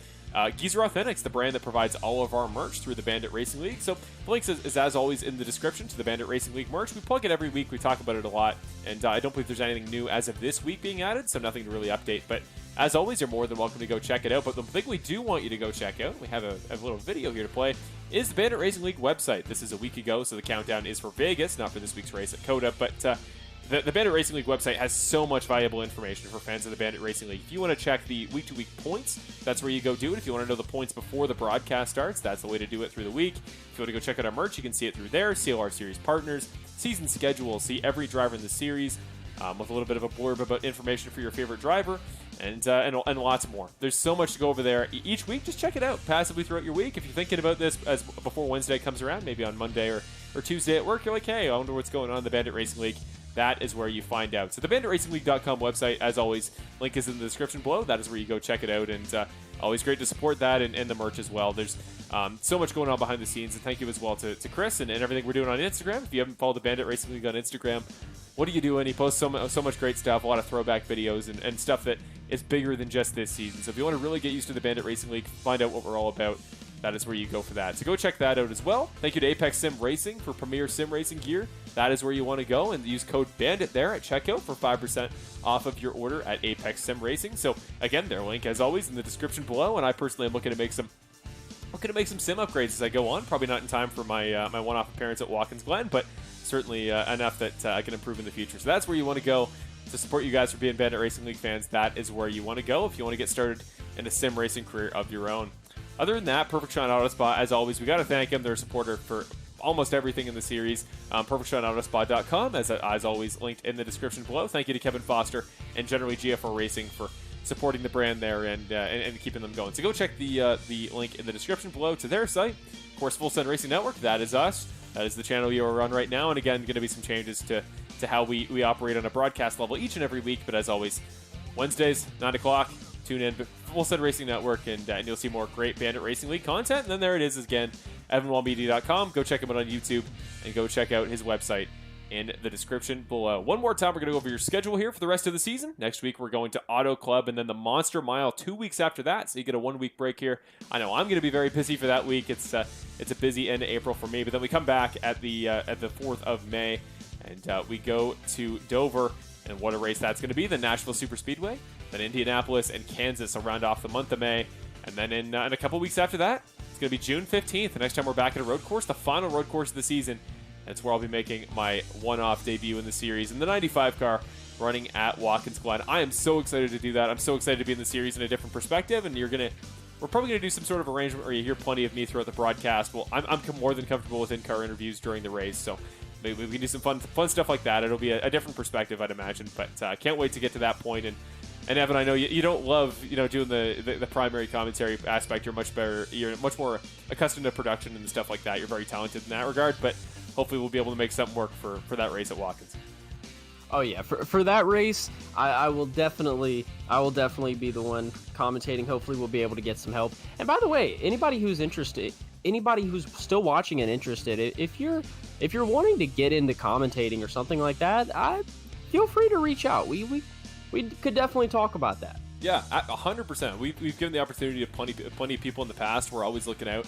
A lot of drivers volunteer, but early in the season, not a lot of guys are wanting to miss races yet until they know that they're out of the playoff contention. So my email is always in the description. I don't really plug it because it's my personal email, but if you want to, more of a business email. But if you want to go to that email down below under my name in the description, go check it out. Email us if you're interested. We could always work something out there. Maybe give Evan some help in those races where I'm gone, or even in the future once Evan takes more of a backseat role. So something to think about, but I'm looking forward to that, and we'll see you guys for that race in a couple months. But that'll round us off. Next week, we'll be back at Auto Club in a week's time, back to turning left at the ovals. A big, wide oval, but it's very flat, very technical. We had a great race there last season, so looking forward to being back. But that'll round us off. For myself, everybody here in the Bandit Racing League, everybody here on Full Send Racing Network, everybody involved that makes this series possible, I want to thank each and every one of you for everything we do and putting this series on, and of course, most importantly, all of you at home for watching. We had great interaction tonight, great viewership, 20 people sticking around to the end of the race. That is